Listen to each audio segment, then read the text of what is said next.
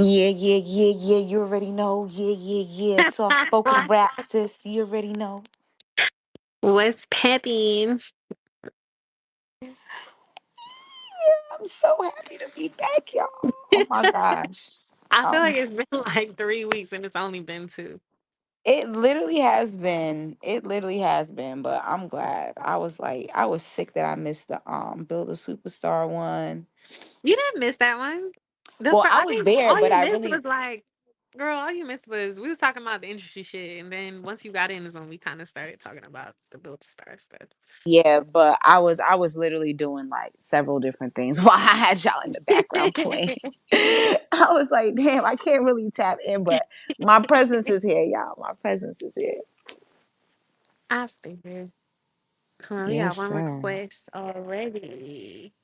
Well, goddamn, Green Day, did you bring anything for us to eat for you requesting shit?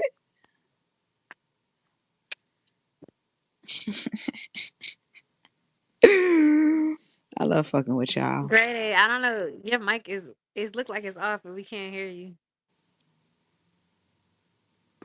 Oh no. We hear you now. Okay, okay. What's up? How you doing? I'm good. Can't complain. I was just looking at cause few producers I know they had a placement on some Grammy stuff, so that's how I saw it. I didn't even get to see like the full list yet, so I'm gonna go see what it was. Oh, so you unprepared is what you're telling me. No, I'm joking. Nah, I'm prepared. I'm prepared. I'm prepared. I knew like of the nominees, but I was trying to see who like the other categories too. I pretty much know on the hip hop category. I seen Doechii got best rap uh, nomination and Eminem and a few others. So I was trying to see. I'm Well, I'm all due like respect, love, we ain't even on that yet, so I'm gonna need you to calm down. oh okay. Here we You go. just started going into the list. I'm gonna need you to calm down. I ain't even introduced myself yet. Like, Yo, Kia, I had to just let her know Kia. I got it on me. I'm prepared. all right, but we All ain't even there yet, my love. That ain't even what we starting with. Cause we gotta give the love to somebody else before we get there. Unfortunately, but yeah. No, I'm talking about Quincy, not that nigga. Oh, okay. Yeah, no, I'm talking about you. I ain't talking. I'm talking about you. Okay, because I'd rather talk about that first. Yeah, yeah, yeah. I feel like we got to start off giving a legend his flowers. Do y'all want to start? I'm sorry if y'all hear a lot of noise. I'm making boiled peanuts. That's hilarious. It's a I, sunny I day. I've been craving them all week, so I Is that made. like a down south thing, or is that just something I just missed?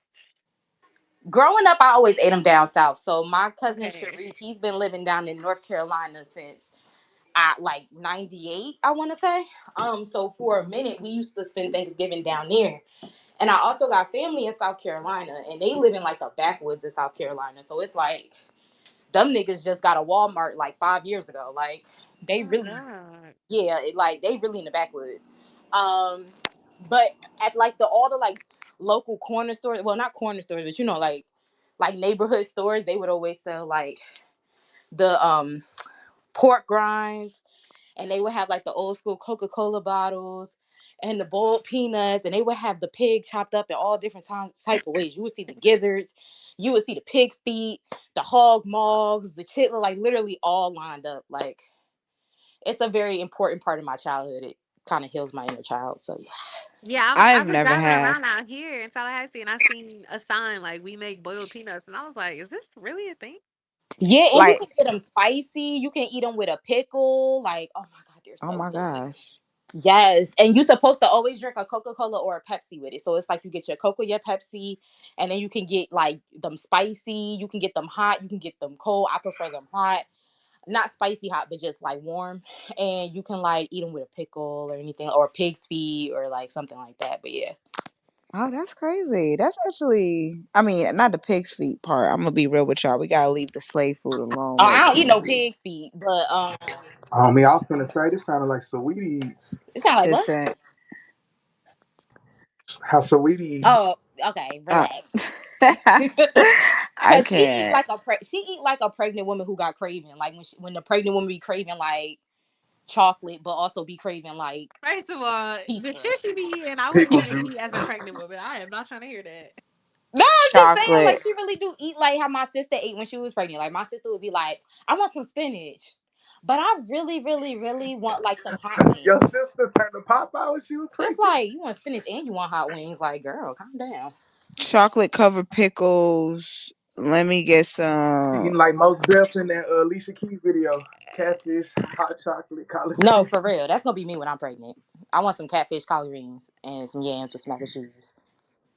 Let me get some chocolate chip catfish, please, and a side of milk duds wrapped in pickles. That type of shit. That type of shit. Anyways, y'all. Come through. Man, how is the gang doing? First and foremost, before we even get into it, y'all, Kia, how y'all doing? I'm just making my way to freedom. Freedom, freedom, freedom. Freedom, freedom, I can't lose. What was some other Negro spirituals? Wade Wade in the in the water. Y'all water. are a fucking mess. Wade in the water, children. Wade. That Wang. then we gotta sing. That we went when we when Master gives us a day, well at least like 5 minutes off. We gotta sing. Sam Cooke, a change is gonna come. I I've was been born. born by the river Nah, y'all gonna find me in the corner going crazy over this some in a Negro little spirituals. tent. In a little team. Random, but that Sam Cooke Netflix doc. I don't know if y'all peeped it. That shit was so good. Nah, I ain't never seen it. It's just a doc about how he got Jazz. killed. I recommend it. It's fire. But Hello, good people. I think we got some people in here we could kind of get started. Yeah, we could. All right, y'all. What's first on the agendas? First on the agendas What's up, is family? Shout out to everybody in the building. Shout out to y'all. You know what I'm yes, we got Jazz saying? up here in the motherfucking building. Bow, bow, bow, bow. Okay. Who else we got? Langston Blue. What's up, Boo? I Tori, actually what's just did good, a sister? album listening with Langston. He's cool as shit. Shout out to Langston you, Blue. bro. Shout That's out Langston. that's the vibe. That's the vibe. Geogenesis was good. Ashley, I see you want to check in. We got my editor Okay. in here. Shout out Big D Moss on the block for niggas talking about Big Dominican, Big Big D Moss. Big The D D Moss. stands for Big Dick Energy. Okay, okay, Nah, okay. for real. Y'all need to Um, put some respect on my forever all editor's name. right. And everybody else, what's up? What's up? What's up, beloveds? What's up? All right, y'all. So first on the agenda. First on the agenda today. So this was a crazy 2 weeks. We did take a little hiatus last week. Which I'm actually glad we did because so much happened that I'm like, that would have been too much to try to catch up like back to back. So I guess we'll just start with what was most important culturally for us, which was the passing of Quincy Jones. Quincy passed away. I believe that was Monday night. Yeah, because it was before the no Sunday night. Excuse me. They announced it Monday. But Quincy passed away Sunday night at home with his family.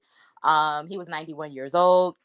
Quincy has been having some health issues for a while now. If you watch his documentary Quincy on Netflix, it dives deeper into that. But for the last couple years, he's been having like a couple strokes and heart issues and things of that nature. Just things that happen with old age, unfortunately. And he did have a bit of a health scare earlier this year. Um, and so he's gone on to glory. Um, I'm not sad when we lose legends at late ages like that because I feel like, especially a man like Quincy Jones, you've lived such a life. Like you've lived more than one life in one lifetime. Damn, y'all was ready to cut my ass when I said that after 70 is cool, but whatever, whatever. No, wait, I was wait, no, it was the way you said it. I think it was the way you said I it. was literally about to Okay. say it's the way you said All it. right. It was my delivery. My bad. My Cause you bad. was like, yo, I ain't gonna hold you. If you push the After button, 70, you can go. right? I was like, Milan, why you say you was like you could just like you did what you had to do. You can go. You did the best you could do. You feel me? Like, come on. It's cool. It's cool. Nah. No, I agree though. Like I do agree at that point. Especially a man like Quincy. He don't live like 1,500 lives in one life.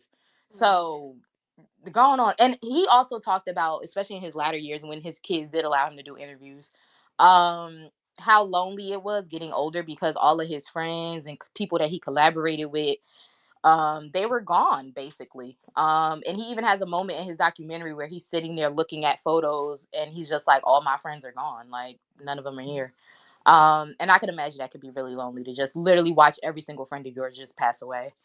um I don't know if we want to get into just how we feel about Quincy, if we want to get into his discography a little bit, Of because I course, we got to get flowers. We're not even gonna play like that. Especially you being the historian. I know you got some facts that we don't know. well, I don't know how much people know about Quincy, and I think that's what's so intriguing about him is that depending on your age or depending on what genre of music you choose to like really indulge in, Quincy for different things. So some people may not know. Some people might say they don't know Quincy Jones's music, and then you play them a hip hop song, and they like, oh yeah, I know that, and it's like the sample, like the bass is is the Quincy Jones song, like the drums are from a Quincy Jones song, like, and then they start to understand it. Some people, I would say a lot of people in our generation or a little bit older, like the millennials and down, they probably know Quincy from Thriller and from everything with Michael Jackson. Then you have some people that do know his jazz work. You have some people that know what he was doing when he had Q Records, and the work he did with Shaka Khan and the work he did with Brothers Johnson, and that he also did TV scoring and movie scoring. He did scoring for a movie called In Cold Blood. He also did the theme song for Sanford and Son. I'm not sure how many people know that. What else has he? He's Yeah, I definitely, had learned that too. And I'm He's yeah, dropping some also the facts in the founder of little. Vibe magazine. yes, he is Yes, the there we founder of go. Vibe magazine. It's some facts up in the He little produced whatever The you want Color to call this Purple. thing. Yeah, he produced The Color Purple. Um, he did the Did y'all know he worked with Frank Sinatra? I just found that out the other Yes. well, day. yeah, that to me is a very known, like that's what I'm saying. I know, like Frank was his Michael before Michael came along. Like him and Frank had a very, very close relationship. He actually, one of the rings that he wore was Frank Sinatra's ring that he gave to him, and he promised he would never take it off. Um, he And worked with what about Fresh Prince too? Didn't he? he was a part of putting that together. I think his production Yeah. company was the one that put that show together. Actually, he's been a part of so much, and that's why like it's kind of hard. I think every journalist I saw on the timeline was saying, "How do you eulogize a man like Quincy Jones?" And I think that's Mm, like the only thing that comes to mind, because even when he passed away, I hate that this happens, but I think of things from a music lover brain, and then I think of things from a journalist brain. And my journalist brain was like, how do you contextualize his legacy? Like, Dean Moss could probably attest to this, but like when people would pass away in the newsroom or it just in like the media space, it's like, okay, we got to get the news story up like ASAP. Like we just got to get the basics facts, get it up, and let's run it. But with a man like Quincy, it's like, what the hell do you even say? Like, I remember when Tina Turner passed away, and I was like, all right, D, let me write the news story. Because I felt like I wanted to write a really big, like, news story about a big artist that passed away. That shit was hard as hell to try to get that shit done in like 10 minutes. Because what can you say about Tina Turner in 10 minutes? Like, how can you contextualize that person's legacy, especially how complicated it is with Ike? Like, how do you put that in like a She has so many different lives that you another one? can't, yeah, you can't put in just one sentence, one not one sentence, but just one thing. Yeah. And it's the same with Quincy. He's done so much. He's been a record producer. He's been an executive. He's been a producer. He's been a composer. He's been like a magazine, like, well, not editor, but a founder. Like, he's just literally done so, so much. And I implore you, if this is one of those times where I have to implore you to do your own research, because there's so much to him, and I'm so grateful that in the time we had him, he did so many interviews and did a documentary and wrote books, and he left his story out there, so there's no stone left unturned. So if you want to learn more about the man Quincy Jones, go out there. Like I said, if you're more of a visual person, Netflix has an amazing documentary about Quincy Jones that was co-directed by his daughter Rashida. And he goes deep into his life. He talks about how he had mom issues when he was a kid. His mom was taken away. She had mental issues, and she was taken to a mental facility, and he always felt abandoned by his mom. um Even so, I think it was Rashida in the doc who said that when they were kids and his mom would come around, he would kind of almost get timid or like scared, like he would stay away from her. And this feeling of abandonment followed him his whole life. um it's little things like that that just make you like, wow. And there's an emotional scene where he goes back home in like the like I want to say mid to late 80s. He went back to Chicago because he lived in Chicago. He was born and raised in Chicago before he moved to Seattle.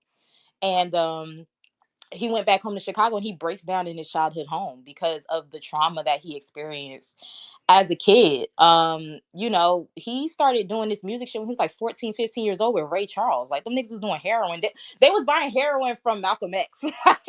This is Being how the heroin twins is crazy. I'm not Nah, they gonna was the hold heroin you. twins with Malcolm X. That's like Malcolm With was your Malcolm dealer. motherfucking nah, hold up. Wait. Wait. Cause they never showed this in Malcolm X the movie. What the fuck? Why we never knew this part? Cause I mean, they showed that's him as what was his name, Big Red or Red? No, no, Detroit Big Red, right? Red was from the Five Heartbeats. No, I think it's Detroit Detroit Red. Red. That was his name. Yep, Detroit Red. no. I know they showed him as a Oh, drug you wanted dealer. to see Quincy I buying some want to, heroin? yes. Like, why we never seen that little snippet? Okay. I, why we never seen it? Okay. I think they kind of briefly touch on that in the Ray Charles biopic. Lorenz Tate plays him in the Ray Charles biopic. I wanted Lorenz Tate to play him in the new Michael biopic that's coming out soon, but instead they got Kendrick Sampson playing him, which I'm not mad at because he do kind of look like Quincy, and I'm sure when they put the sweater and the glasses on him and everything, he'll come to life. But yeah, like Quincy has lived such a crazy, crazy life. And then it's just like also the impact of his kids too, because it's like Kadada, she's becoming an aesthetic, Yeah. but I don't think people understand like how much she really bridged the gap between the fashion world and the hip hop world. Rashida obviously in the film and Hollywood scene does amazing work. Also his son Quincy, I don't know how like knowledgeable people are about how tapped in he is in hip hop. He produced a lot of those beef tapes that have become iconic in hip hop. He's worked with a lot of artists from Lil Wayne to Tupac. Actually, when Tupac got his star on the Walk of Fame, he was there with Pac's family.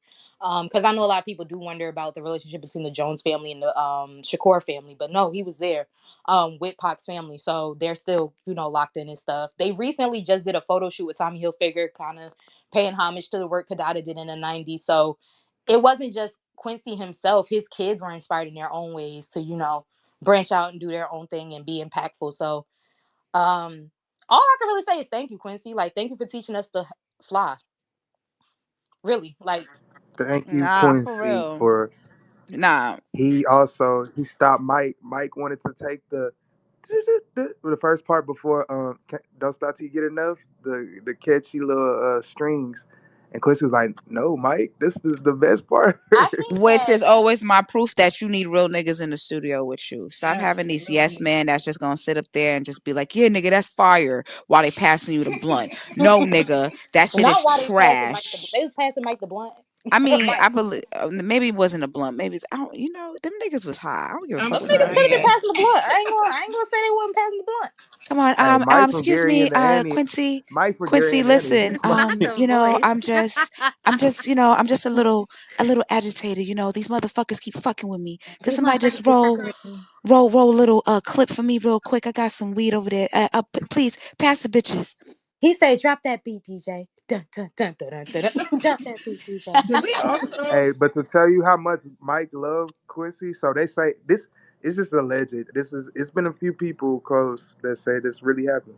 So Pac, I guess, was You're being, I not don't about know, to him come on and here and tell that Pac Catch, fighting Michael Jackson they story. I'm got sorry, that's into not it. that's not They said happening. Mike had to put That's the not palms that's not on. happening. You're not coming up here and telling no fictitious stories. We up here saying facts about Quincy, okay? So we're gonna stay on the You know, facts. I just saying Mike would slide for Quincy though if it I came would I'm to it. say no, dead. that's not true actually. And I think I can feel comfortable saying this, but one of my really good friends, Jared Kennedy, amazing writer, legendary writer, iconic writer, in my opinion. He had an amazing relationship with Quincy. And based on conversations he had with Quincy, there was a lot of guilt and a lot of resentment left behind after Michael's passing because of how things kind of went between Quincy and Michael. And if you truly understand and know the history between Quincy and Michael, you know that when Michael died, they were not on good terms. Um, and from what I've been told from people who have actually had conversations with Quincy, that was something that always bothered him. He always felt like he never had that final conversation with Michael to clear things up and to get on good terms. He even wrote about how in his book, one time in the studio, he got really upset with Michael and he yelled at Michael very bad. And when he finally snapped out of it, he realized the look on Michael's face and he was scared. And when he tried to reach out to Michael, Michael jumped back. And so they kind of cut the session short. Michael went home and he literally said he sat there and said, I hope he doesn't view me the way he views his dad, because he knew how close Michael viewed him. Michael did view him as a father. And he said when Michael came back to the studio, Michael acted like it never happened. So I do Which is want to be something that he's clear. probably used to doing with his own father. Exactly. So I Yeah. do want to be very clear here. I'm not here to tell stories that are rumors that have never been confirmed by anybody credible. I'm here to tell like the truth about this man and his legacy. And I think it's important.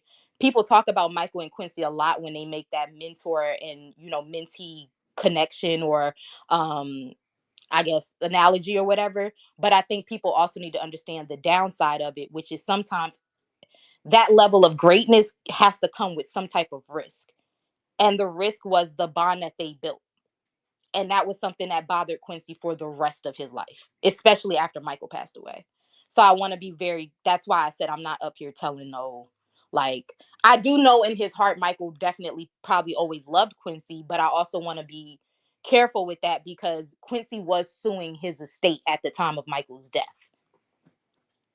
Yeah, no, that's real. Speaking Sheesh. speaking of the facts though, because I love that we're talking about facts. Did we mention that Quincy also had his hands on the Roots soundtrack, like the American Saga? Yes, he did. That's another Um, one, Roots. Yep. yeah, and I think that's like, a lot of what we've discussed so far, what the ladies have discussed so far is, legacy, impact. And I think even the work Quincy has, the projects he does and or very intentional in knowing how this is going to have a profound impact, not only on the culture, but and through like different mediums. Like, because when I think of Quincy, I think of like not just the music, but like I instantly go to films, I instantly go to actors, like up and coming MCs like Kendrick, who have also been inspired by his work. So I think being intentional is another lesson that I've learned from him, as a human being in general, especially now more than ever. I think that's even dope that you even mentioned, like, you don't even, not, of course, no disrespect to not think of the music, because of course the music came first, but his legacy is so fucking big that you can go in so many different pockets of what he's contributed to. Like, I remember I tweeted when he did pass, I was like, this is literally the definition of black entertainment. Like, it's not just black music, black film, this encompassed everything that involves black entertainment. He is the definition of black entertainment. So we really lost a super duper important piece. I remember you, Kia, you mentioned like it's kind of, I think something like in regards to like a quilt or something, like the missing piece to like the quilt or something like that. Like we literally like, we are now missing that person. And it's always a conversation, of course, of like, who is giving respect to everyone having their own lane, but who is the next Quincy Jones? Do we have those in this industry already that are in that lane where they are, continuing that legacy per se, but yeah, Quincy is definitely the definition of like, he is BET. On that point, I think that's what saddened me the most is that we don't have another Quincy Jones and we don't have anything close to a Quincy Jones. And a lot of people will compare like a Stevie Wonder, and this is not to ever downplay Stevie Wonder's legacy, but even them two are not the same. And Stevie is who he is. So it's like if Stevie is not comparable, then who do we have that comes even remotely close to what type of legacy Quincy Jones left behind? And I just feel like another part of it that's so disappointing is we don't really have a situation right now in the music industry where those giants are essentially passing on that legacy to the younger execs and musicians that are coming up now to then kind of just run with the torch. Like I don't see that necessarily happening in a real genuine way. So it's kind of like now we're in this void where I don't think we're gonna ever see that again, personally. Yeah, I think too though. I think Quincy is just a such a larger than life figure that he's just a one on one. You only get one Quincy Jones in a lifetime because Exactly. like just as mentioned how much he's touched in film and TV just as much as music, man. To have that type of impact on both sides is I think he was just him. It's like it's only one Quincy Jones you're gonna see in a lifetime. Like say, oh, you have certain people who kind of resemble or everything, but yeah, it would never be another Quincy Jones. And what I mean by, not having another Quincy Jones, because I do respect everyone doing things the regard in a regard that is their way of doing. You get, like you said, there's never gonna be another Quincy Jones. We all got, a certain type of fingerprint here. Nobody has the same thing. But the question is, carrying on the legacy for me. It doesn't have to be done the same way in the same order as Quincy Jones has done it, but who actually is that person who is embodying, carrying that torch? Because I think that's important as well. Like that person I who is must continuing that say, legacy in that regard. I think the only closest thing we'll probably say right now, probably Donald Glover with his impact, but that's probably the closest. He just feels to me that you feel me. That Huh? would just Uh, be I'm like not sure the what what? that would be I the don't. only Wait, I wait, close Said wait. thing as far Milan. as Well, Quincy This why is Jones. you do America, that? Donald Glover? Huh? Milan? But this is that's not even. America. Look at him, man. You feel me? Like, I feel like a lot of people they feel a certain way about his music compared to what he's I done could on kind of see film. what you're saying though, like the So, way that but he's yeah, kind that's of the like, closest thing of he's got the impact on TV and music, I and he's wouldn't won say Grammys and I impact would though. shit. I say think I don't Issa. think I would say impact. I think Issa more than. impact is the wrong word. Hmm. Like I do feel like he is Um, dabbling in all these different elements of what entertainment, but I don't think he has the same type of impact because Whoa, we don't think um Atlanta's a cultural impactful show.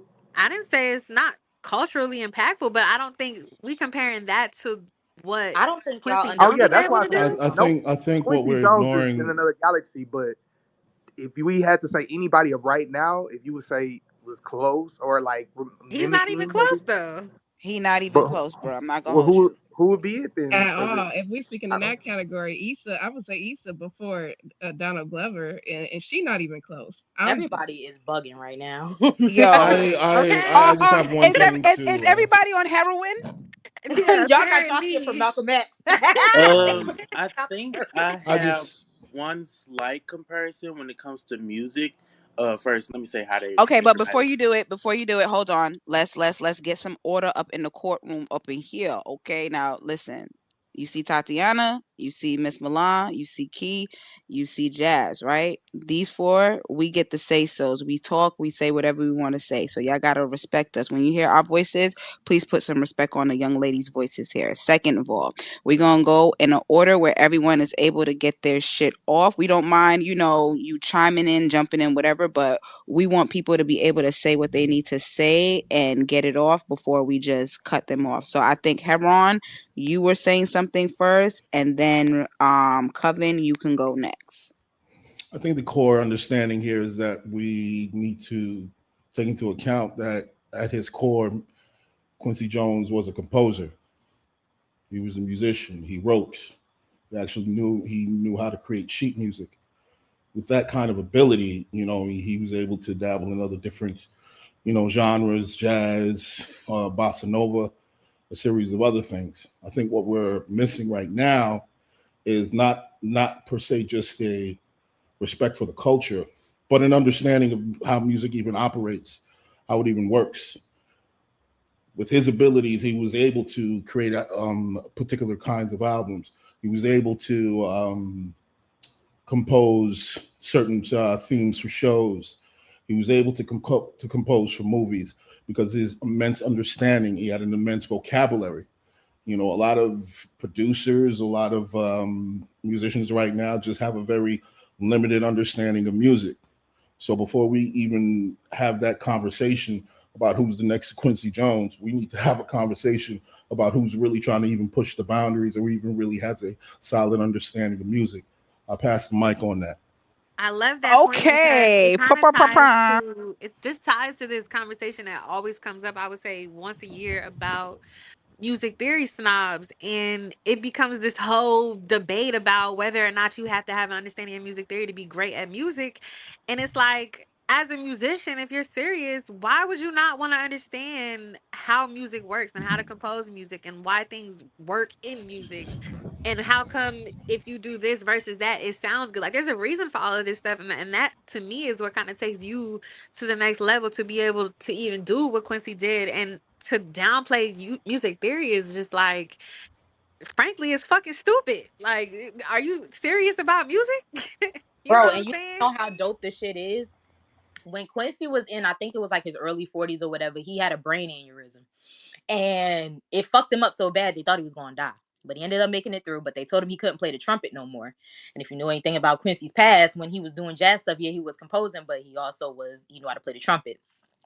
This nigga not only said, okay, bet. He went strictly into producing and orchestrating how everything goes.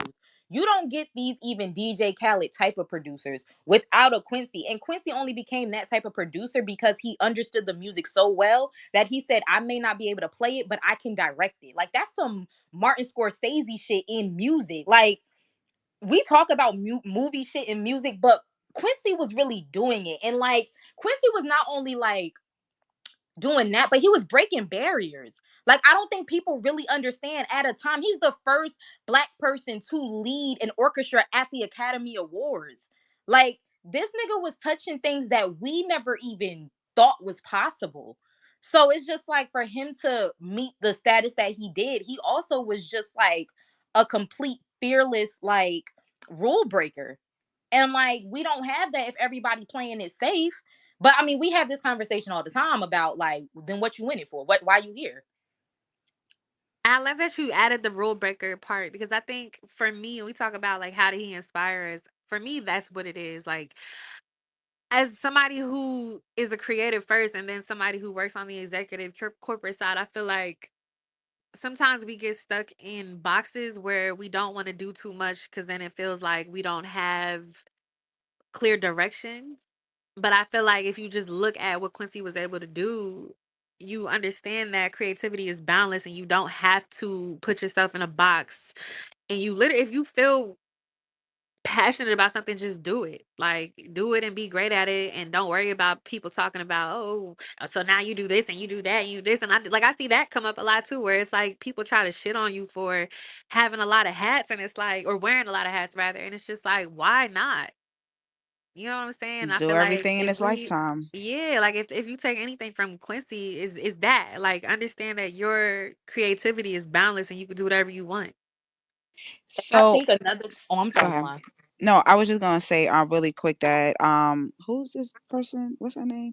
Irene Black mentioned, she said that D Mile is a modern day Quincy from a talent standpoint, but unfortunately people don't value music more, so he'll likely won't have that level of impact. What do you guys think about that? But then yeah, Kia, you could answer. I was gonna say first, like from a just like talent and production wise, D-Mile does mimic that.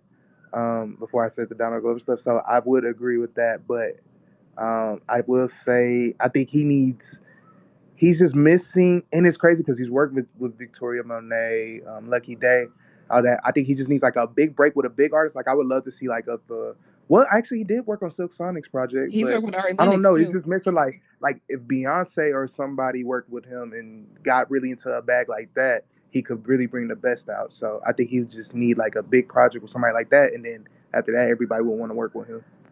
I feel like I would argue and say that everybody wants to work with him now in R&B. I think he's there. I just think he's he kind of just has to solidify his name a little bit more as far as just like becoming a household name. I think for R&B purists in the music community, he's a household name for us, but for the general community, he's not a household name yet. So I have something to say about the D-Mail thing. Oh, my bad. I was trying to accept somebody. I didn't mean to mute you. Go ahead. It's okay. I wanted to go back to this D-Mail thing because we don't look in the credits.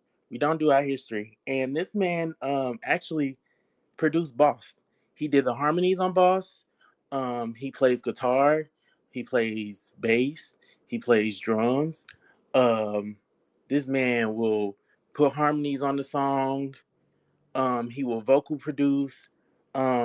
I think he just needs to step more into the movie side, and then it kind of will make a name for himself a little bit more because his production is sick.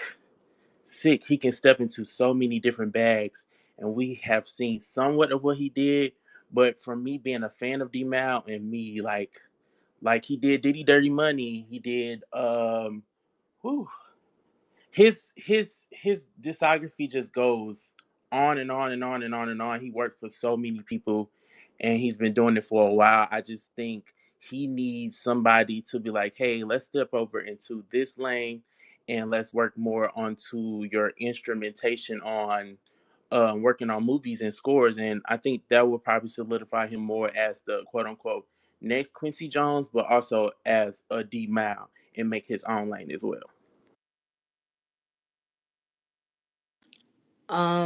I think.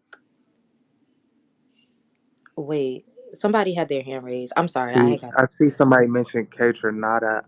I think like in terms of being that they y'all say that just don't abide by the rules but doing their own thing. He's definitely like a trailblazer of that right now. To be a damn Quincy Jones. This is what I'm No, saying. no, Like, no. I To don't No, being no, no. how I you think he's say just how saying to Quincy be was. a trailblazer Oh, and I was doing about your to own say, Yeah, don't no, thing. piss, no, no, no, don't no, piss me no, off, please. no. I'm We saying love he's like Katra, but please. he's like Quincy's sense of like breaking the rules with how he did things. Okay, then yes, we could agree for sure. He's a trailblazer and doing his own thing for sure. all right. Well, what was the first Quincy Jones song you ever heard? Y'all don't know the first Quincy. I know the first Honestly, Quincy. I couldn't tell you what the first Quincy Jones song was because I feel like it was probably in a movie when I was a kid and I wouldn't know that it was Quincy Jones at that time. I know exactly what it I was. got It was the mine. Austin Powers movie, and it was Bossa Nova. It, Oh, I was just gonna say that. So and then yep. remember Ludacris because he worked on it. He sampled it for number one spot, and number one spot was literally my favorite joint like ever when I was a kid. I had took my stepdad. He had the Red Light District Luda album, put it on my iPod. Well, Yep, do I the remember Wiz that count? song. I'm sorry, I didn't mean to cut y'all out. Do the Wiz count? Because I Oh love Yeah, yeah. that soundtrack absolutely. Yep. Yep. down. Like, I love that soundtrack. He did his motherfucker like And now that every. I think about it, you Whew. can't win. That sounds like a Quincy. Like that sounds like something Quincy Mike would do. So that's crazy.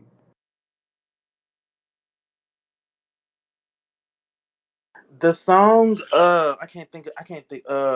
The song with Miss One, that one right there, I could listen to that all day long. Like how it went from such a slow tempo and then he speeded it up and then made it to where people can dance and like I really couldn't tell you what's the first Quincy Jones song that I really heard, to be honest with you, because believe it or not, we probably done heard so many damn songs that he's created along the way and been like, yo, this shit is, this shit is fire, and not realizing that it truly was him. You know what I mean? But I would say my favorite one is definitely Summer in the City. That is just a super classic, like that's a for me when you talk about like timeless records, that shit is a timeless fucking record for me, bro. Like I love that shit. The Y'all know what first other song two, too? That's one of my faves from one of my favorite movies. From Kill Bill. Uh huh. Yeah. Even that shit is crazy. Like yo, what he the did Kill fuck? Bill. Nah. First of all, Milan, you really a music Yes, head? he Because I did didn't Kill know Bill. what the fuck she was talking about. Oh, I'm like, the first one that I, the first one that I heard was, and I didn't even know it was him, was the Sanford and Son thing. I didn't even know that was him. Oh yeah. And Sinatra's "Fly Me to the Moon." Sinatra played a lot in fly my me house. to the moon. Yeah, Do yeah. I y'all Man, would. know? You guys listen. know that song is actually on the moon? What? Yeah, not NASA. I think every like 50 years or some shit like that, they literally send a song up to the moon so that if God forbid the Earth is ever destroyed and people find like I guess remnants of the Earth or whatever, or they want to know what was here on Earth, they can go to the moon and they'll find music or whatever that defines what Earth was. And "Fly Me to the Moon" was the first song ever taken to the moon. Yeah. So I don't know. I don't remember the first one, like I said, but I will say two songs that did have like meaningful impact for me. Fly Me to the Moon. Actually, so when I was in high school, my senior year, we were allowed to do college courses if we didn't like if we had enough credits to graduate. So I actually sang for Mercer County Community College Jazz Band, and that Come was on, "Fly Me to singer. the Fly Me to the Moon" was one of the songs I performed for that, for our end of the year concert. And then as a kid, my dad had put me in dance. I was in dance from like 4 to 13, and we did Smooth Criminal and Thriller. So I would say those two probably was my Fire. first two. Yeah. I love that. I love that. I can't remember like the first one, and maybe may have been through the Wiz, but the one that stands out the most, and Ayana, I love how you mentioned like impact ones that are like impactful. Like "We Are the World." Like when I think about growing up and TV and radio ads and everything that was going on in the 90s, I just remember that. And of course, that clip of Michael Jackson that goes around too just stands out. So I would have to say that one. Cause them white people did not hit a note at all. And At Michael was Oh my all. God. like, Oh man, I don't know if Michael y'all was like, what the interview. fuck? Well, I think it was the interview Quincy did with Vulture where he talked about how like or it was one of the interviews he did where basically they was asking about We Are the World and they said Cindy Lauper's manager was going around like basically was coming up to them telling them like oh everybody hates the song. So Quincy was like I ain't new to this. I knew what type of bullshit they was on.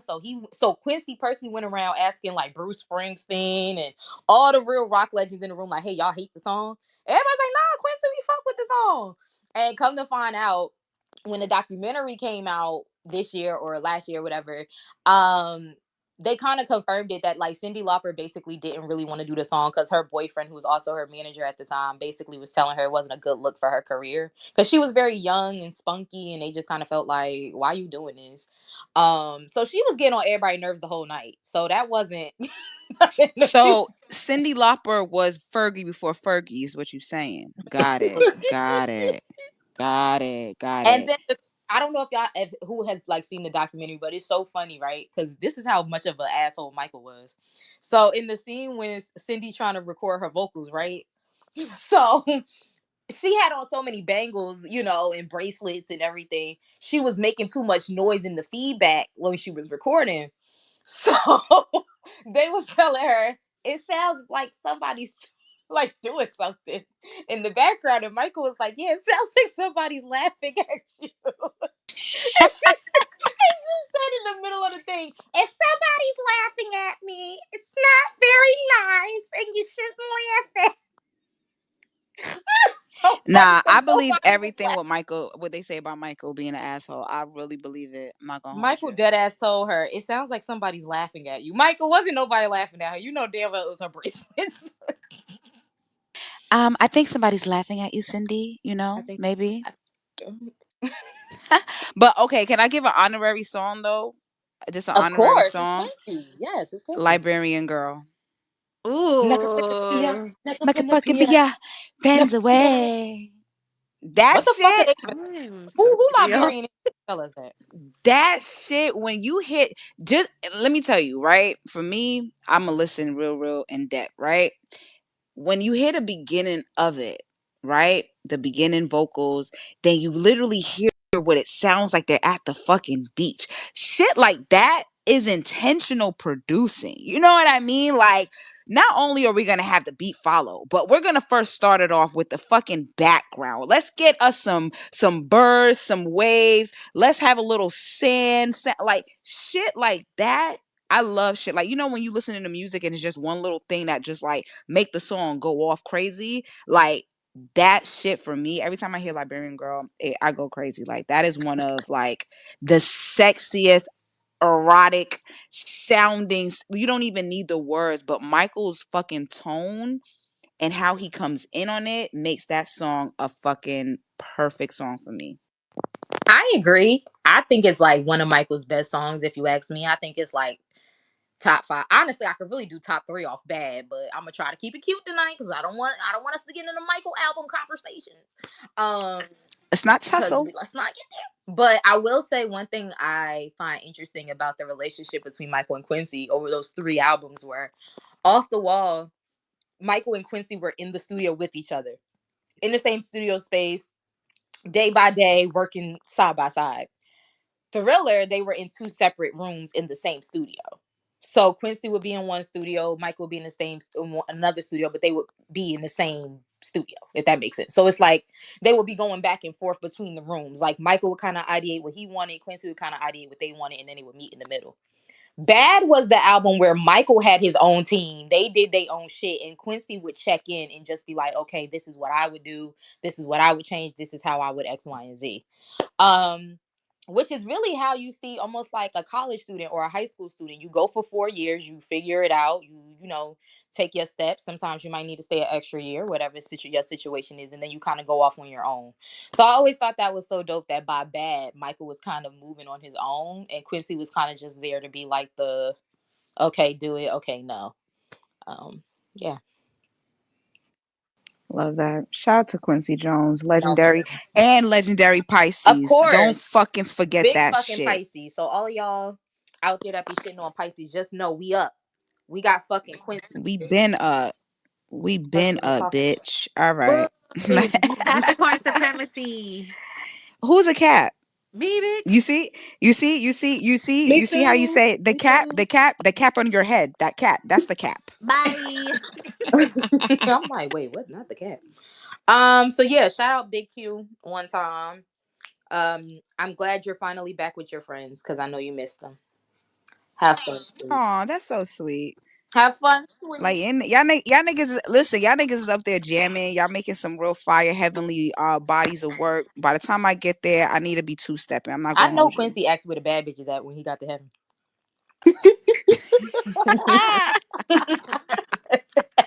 He was looking for all the old. Yo, you ever like think about? Hey, I might want to spin the block on a nigga when I get to heaven. Like, damn, son. Like Quincy up there spinning the block on mad people that died. Like, yo, I was trying to get with you in 1963. I don't know what the fuck happened. Spinning the block in heaven itself is so You're Oh my getting god, I'm off this. So if I see a nigga in heaven that look good and I knew him in the like last life, I'm definitely spinning the block. Yo, I'm yo. fucking I'm crying. Nah, that's That's crazy. crazy. Heavenly spins. Heavily Anyways, y'all. spins. that's it. Anyways, what's next? What's next on the agenda, Key? Next on the agenda was Trump. Oh, where's that grandma who did that loud ass African American sigh? That's what that At Steve is. Harvey. Oh my god. Listen, I don't know how much time we want to spend on this because I really would like to get to the Grammys. I ain't gonna hold you, but yeah, niggas. Is it real? Is it official? Has it been solidified? Yeah, they got that nigga Because I locked still in. don't believe No, that it. nigga locked in. Um, I still don't believe it. They got that from nigga what locked in a 360 right now. I'm from crying. what I've I don't know why researched, I feel like we about to do a bid. Like I don't know why. That's what this shit feel like. Like all Him and right. Whack 100 doing what? Wait, Wack doing what? huh? Jazz, what you say? Whack doing what? I don't know. I didn't say nothing about wax. Not 100. Oh, cause you know I what's so said funny? I'm not gonna lie. Trump fucking with Whack 100 is so on brand. It's not even very on funny. brand. It's so on brand. That nigga probably getting his information from the streets from Whack 100. I'm telling you. You know, this guy, this black African American fellow by the name of Whack 100, Hello. you know. He represents the Bloods, you know. We're gonna unite. We're gonna give him $1,200. Oh my god. No, I'm sorry, y'all. I don't know. Maybe it's my speaker. No, but that is on brand. But I'm just saying, why does it feel like we're about to do a bid? Like, all right, this nigga locked in for another 4 years. That's even more momentum for me to lock in. for the next 4 years and focus on what I gotta focus on. But All I'm gonna say is black women, we really need to come together for real. Not on no funny shit, not on some like, hey, let's just say this just to say this for the optics. It has to be really done like at the highest. And I'm not here to even downplay black men because obviously by the votes from what we seen, the polls, we seen that everybody did what they were supposed to do on the African American side of things. So we can't even put each other and be gender warring against each other no more. I feel like that gotta be dead. We gotta eliminate that shit immediately. The biggest problem is the motherfucking ops who are the white people. The biggest person is the white man. Why? Because everybody wants to succumb to being the white man. They want to do anything for the approval of the white man. White women, Latinos, Latinas, Asians, all of them alike who decided to vote for this nigga again. Clearly, they see something in him that we will never, ever, ever agree with. But I would really like if we could just come together on one accord because let me just be honest, this ain't the 50s, this ain't the 60s. Yes, racism is still alive. There are still things that try to keep us down. But with all the shit that we have now, there should be no reason why we not really building our own everything. I don't give a fuck about what's going on. I don't give a fuck about who said what. I don't give a shit about none of that shit. I think we have the ability now, the same way niggas built Black Wall Street and they burned that shit down. I'm not going to be ignorant and say I understand why they did it, but the knowledge that we possess now, the technology that we possess now, the everything, the community that we could really have, niggas will be very terrified over the fact if we really got on the same page with each other. I just think we got to get a lot of foolishness out the paint and really focus up on the communities because that's what's really going to carry us throughout these next 4 years. Not fighting, not $200 dates, not none of this shit. Like, we really going to have to pull each other up. Like, community, like, you know how niggas used to watch you if you know what I'm saying, you went to school and the whole neighborhood would make sure you got home if you was the kid that had to, walk by yourself to school, or you had the neighbor that would bring over some food in case your mom's was running. Like, we need that type of shit again. Tell Brenda I'ma watch the baby for her while she go to work on Tuesday and Wednesday. You get what I'm saying? Like, and I'm not joking when I say this shit. I'm being dead ass. There's been a lack of sincere community between us, and I'm not saying that it doesn't exist, but it's very vague in my opinion. It's very non-existent, but I feel like this showed us that we can really come together. We can really do some shit and makes things effective for us, because the whole kumbaya, the whole protesting on behalf of others, no offense when I say this, but right now, niggas gonna have to be selfish and think about us and what we need, what matters for us, and trying to build that shit. Because guess what? Every other community does that same shit.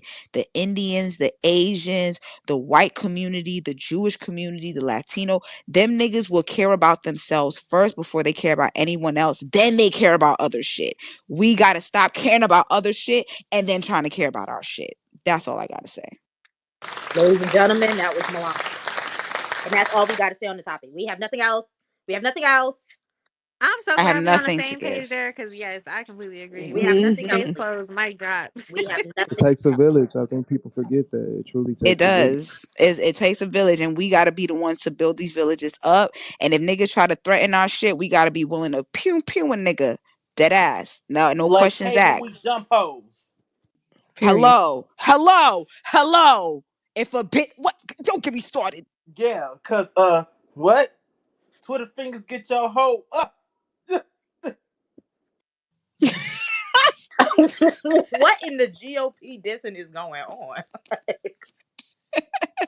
Sorry, the swamp came Anyways, up on me. y'all. I No, mean, I if love it. I anybody love else the has energy. anything, if anybody else, any listeners have any Nope. qualms they Nope. want to, Nope. We ended. Nope. nope. Oh, we closing that door. What? That the door is Close. closed.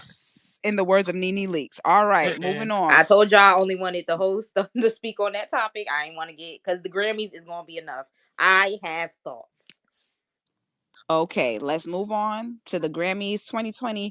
Oh, wait, hold on. 2025. I'm like, what the fuck? 2025 Grammys. You what? And I'm over here eating my boiled peanuts.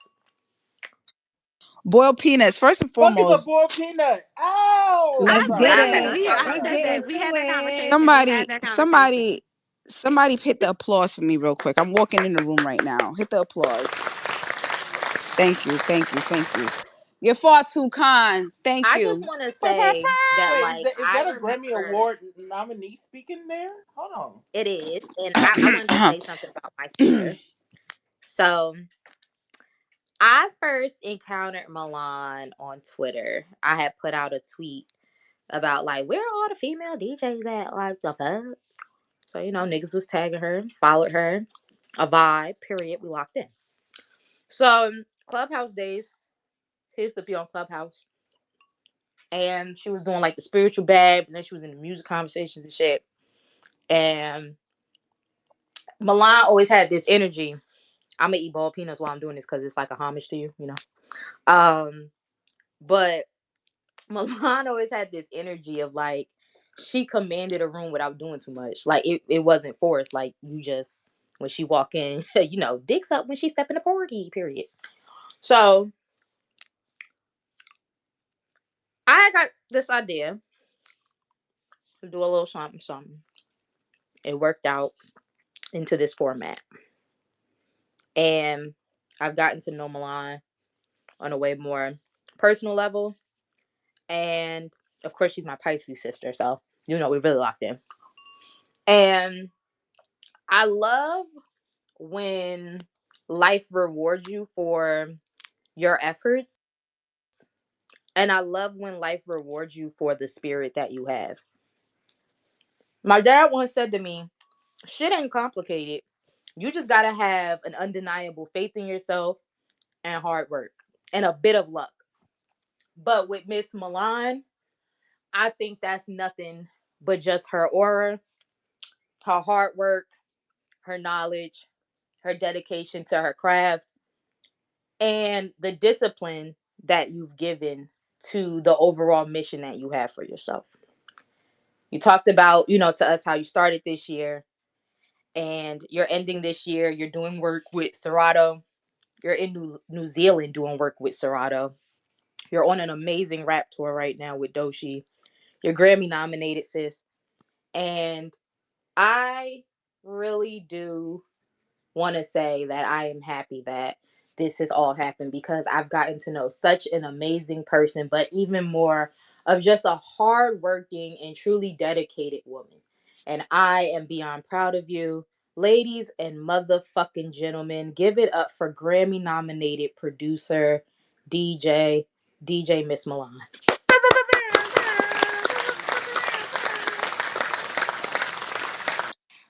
Well, Kia, That girl wow. good.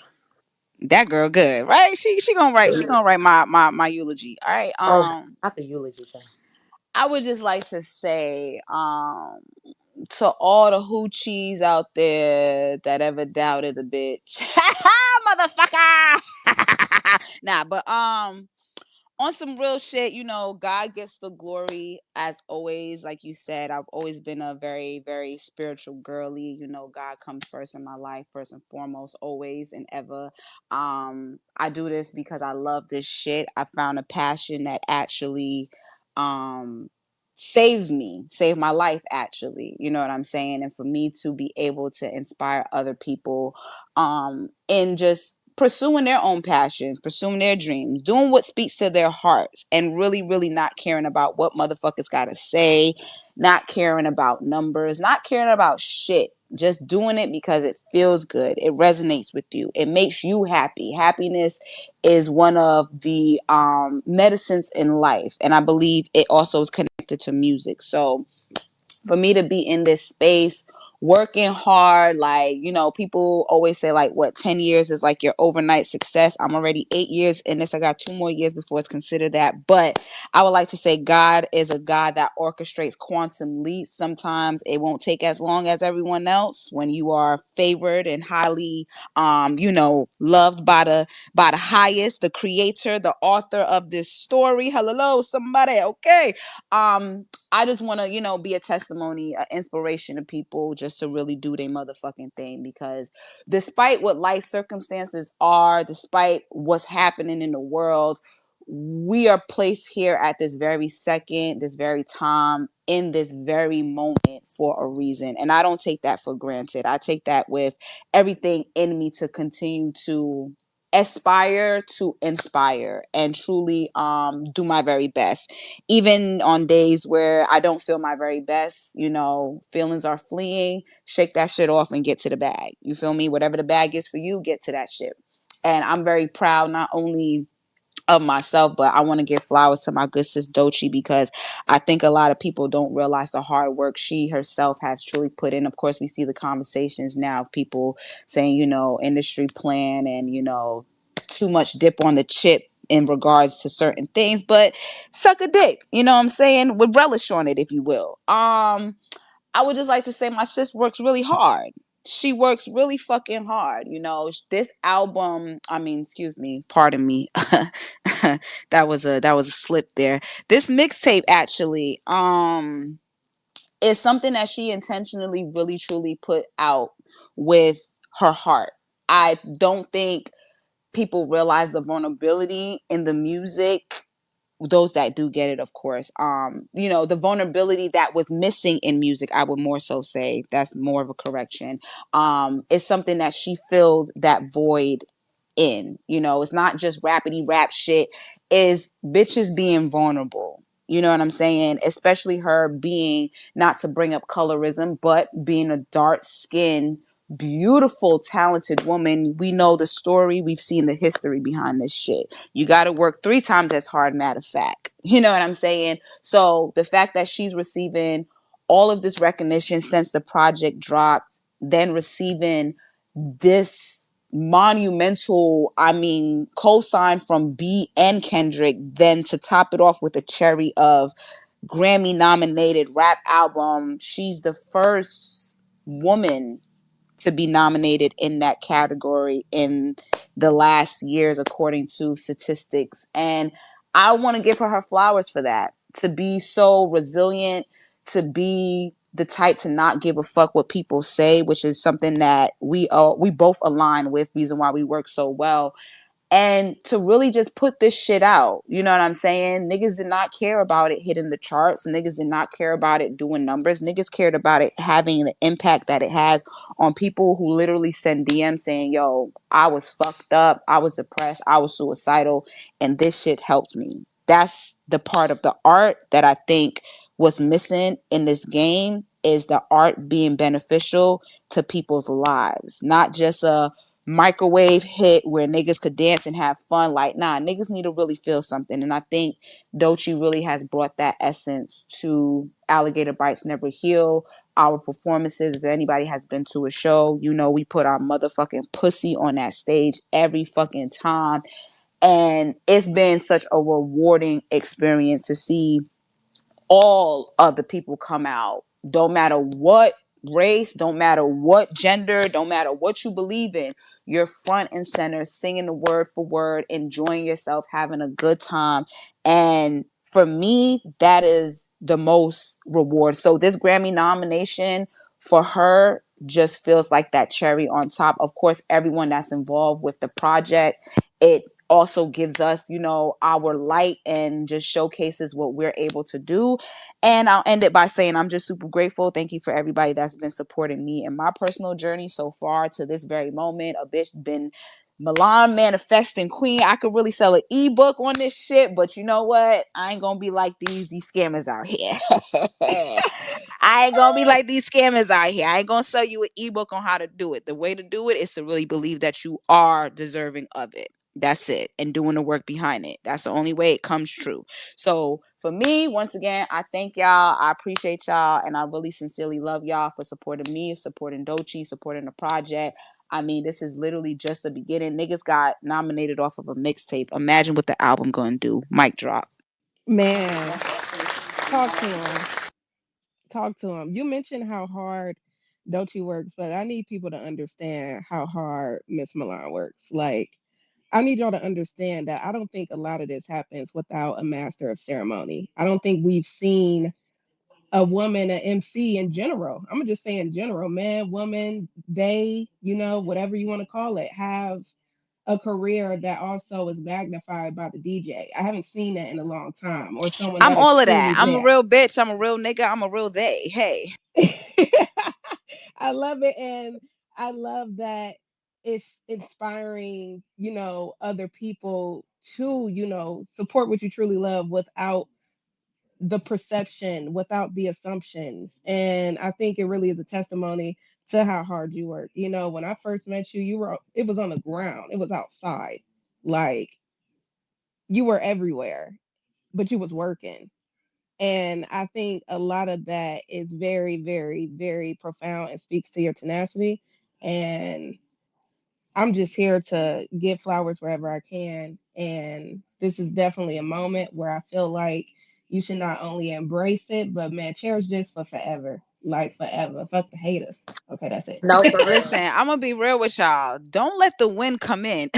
No, but that's why I told Oh, you to it's put it in your over. bio. That's why Oh, when you it's was like, all right, we over. ain't got the win yet. I'm like, no, fuck that shit. Put that shit in your fucking bio. I'm a Grammy No, nominated for real. producer and DJ. Like, bro, when I I first met you, we were feel backstage at you. Summer Jam and Damn. security was You're right. playing with You're right. yeah, no, and security was playing with niggas. They wasn't trying to let niggas in. And literally, I was sitting there like, yo, she's sweetie DJ. Like, what the fuck we talk about? You was like, nigga, I'll go around you. Fuck you talking. Like, I saw like a whole different side of you. Don't play when it come to your business and your work. You really don't. And like just to see your hustle and legit, like the show is about to start and you ran around the nigga, went on stage and body. Like you This really bitch ass nigga, what the fuck you thought no, she was that gonna wasn't Quincy do? Rollins. He was one of Like, them interns. Yeah, he was one of anyways, the interns. yeah, yeah. I Um, just But you know got how we one do. yeah, y'all, question. y'all Did know you the know, like, when y'all were creating it, like, damn, this gonna be special? Honestly, I felt it was gonna be special. The funny thing, like, I'm sure she said this already, but the funny thing is, my very first camp that I had with them, we flew to Miami. We were actually recording the album, legitly, like literally was recording the actual album. We was about to do it, turn it in, etc., etc. But when God delays, it's not a no. It's just a wait a minute. Something better is coming. So niggas respect the delay when God says hold up. And the hold up was that project was not supposed to be the project that was supposed to be turned in, because what was being created after that was what she ended up putting out. But I believe two or three of the songs, I have to go back and look, but two or three of the songs that actually did make this mixtape project were cut from the actual album list, the album camp, which was Boom Bap and Slide. Um, I forgot the other one if I'm not mistaken, but yeah, those are the two that got cut, and of course it was to my surprise.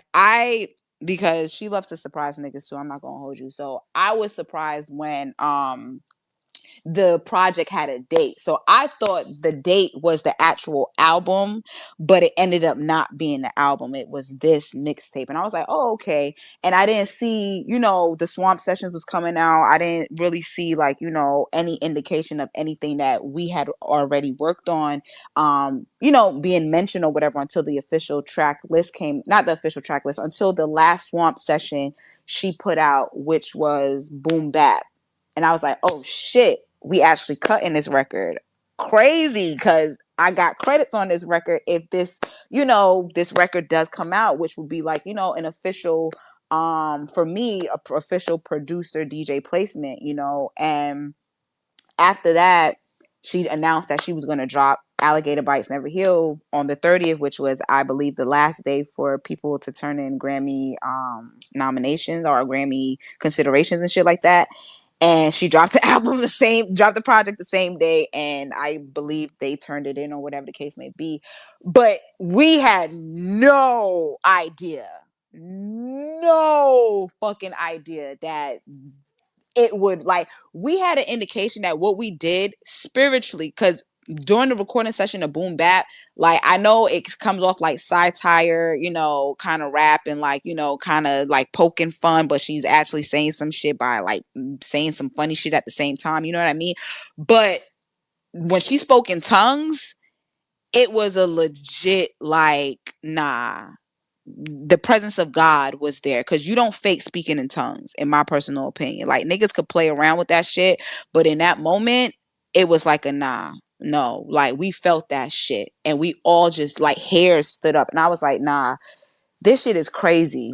Like, as funny as this record is, because she, throwing, blowing raspberries on the shit, like, boom, bap, cat, boom, like, she's giving, like, theatric rap, you know what I mean? And you don't really think like niggas is gonna get it. At first I really didn't think niggas was gonna get it, but I got it. You know what I'm saying?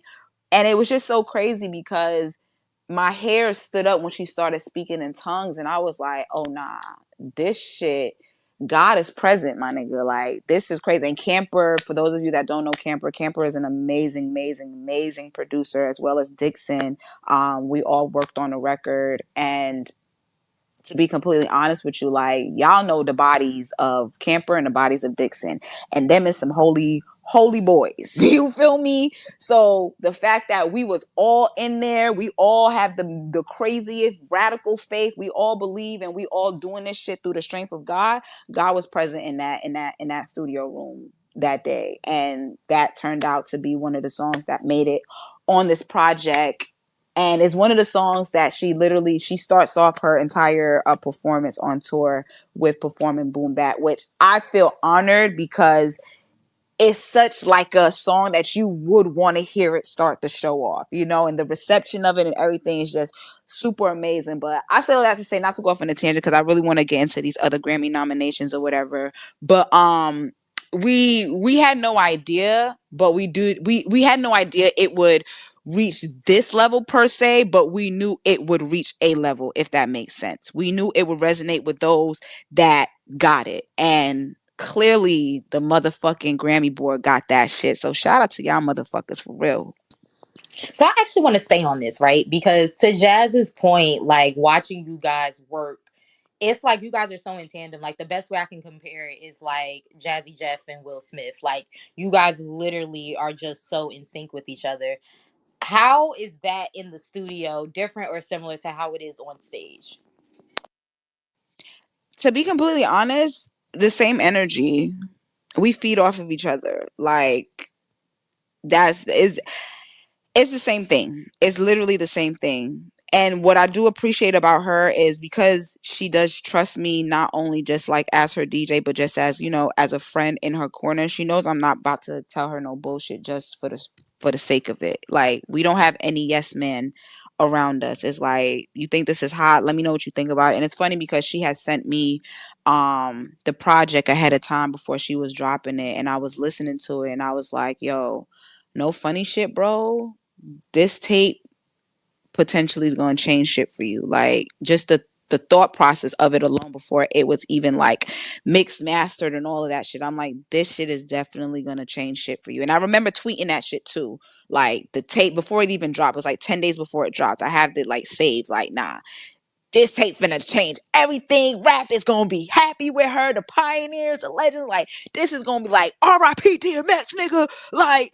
Nah. This is gonna be like some shit that old school, old heads gonna fuck with it. New school heads gonna fuck with it. It's gonna literally bridge a gap. The bridge. Nah, but yeah, and it's literally the same thing. It's literally the same thing with us. Like, we are, what's the proper Siamese twins, if you want to call it.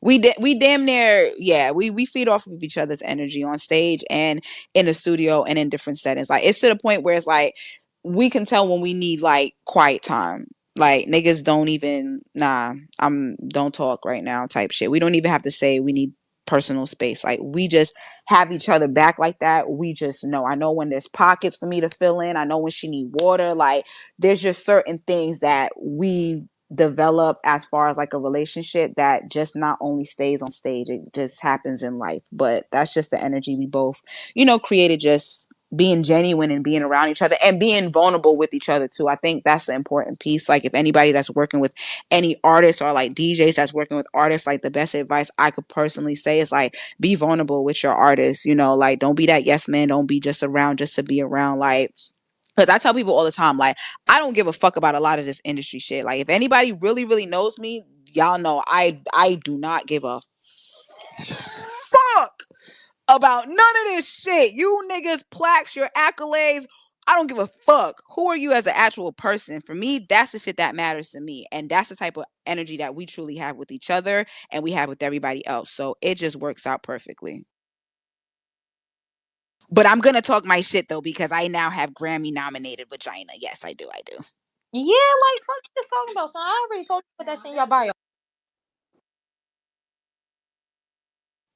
Today's price, yesterday's price It's is not not today's today's price. price.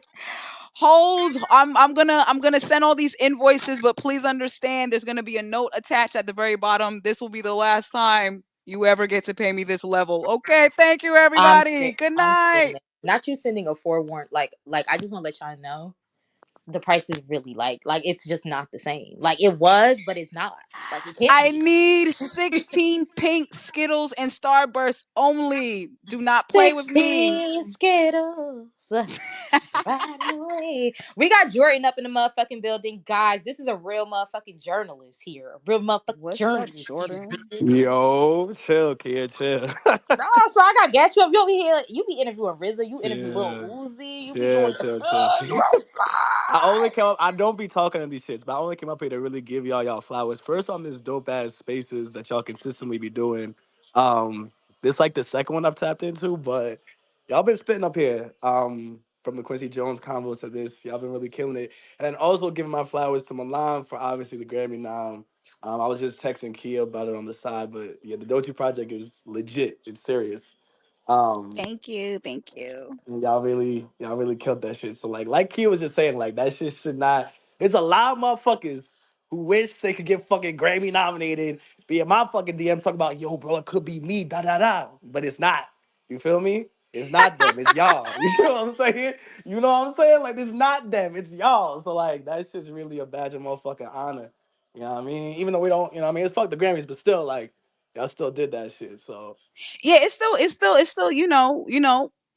it's F them, but we gonna take that. We gonna take type that. shit. Yeah, Type type shit. shit. You know I Type. what We I gonna will mean? take. say though, in the grain of fuck the Grammys, I do feel like the Grammys is getting better personally. Like I think over the Yeah. last 2 years, the nominations have been pretty fucking good. Like I'm not gonna lie. There's have been a couple snubs that I think were pretty big snubs, but I do feel like as we start getting more inclusive with the Recording Academy, we're starting to see that really play out in a real way on the nomination side because these this year nominations was pretty strong to me.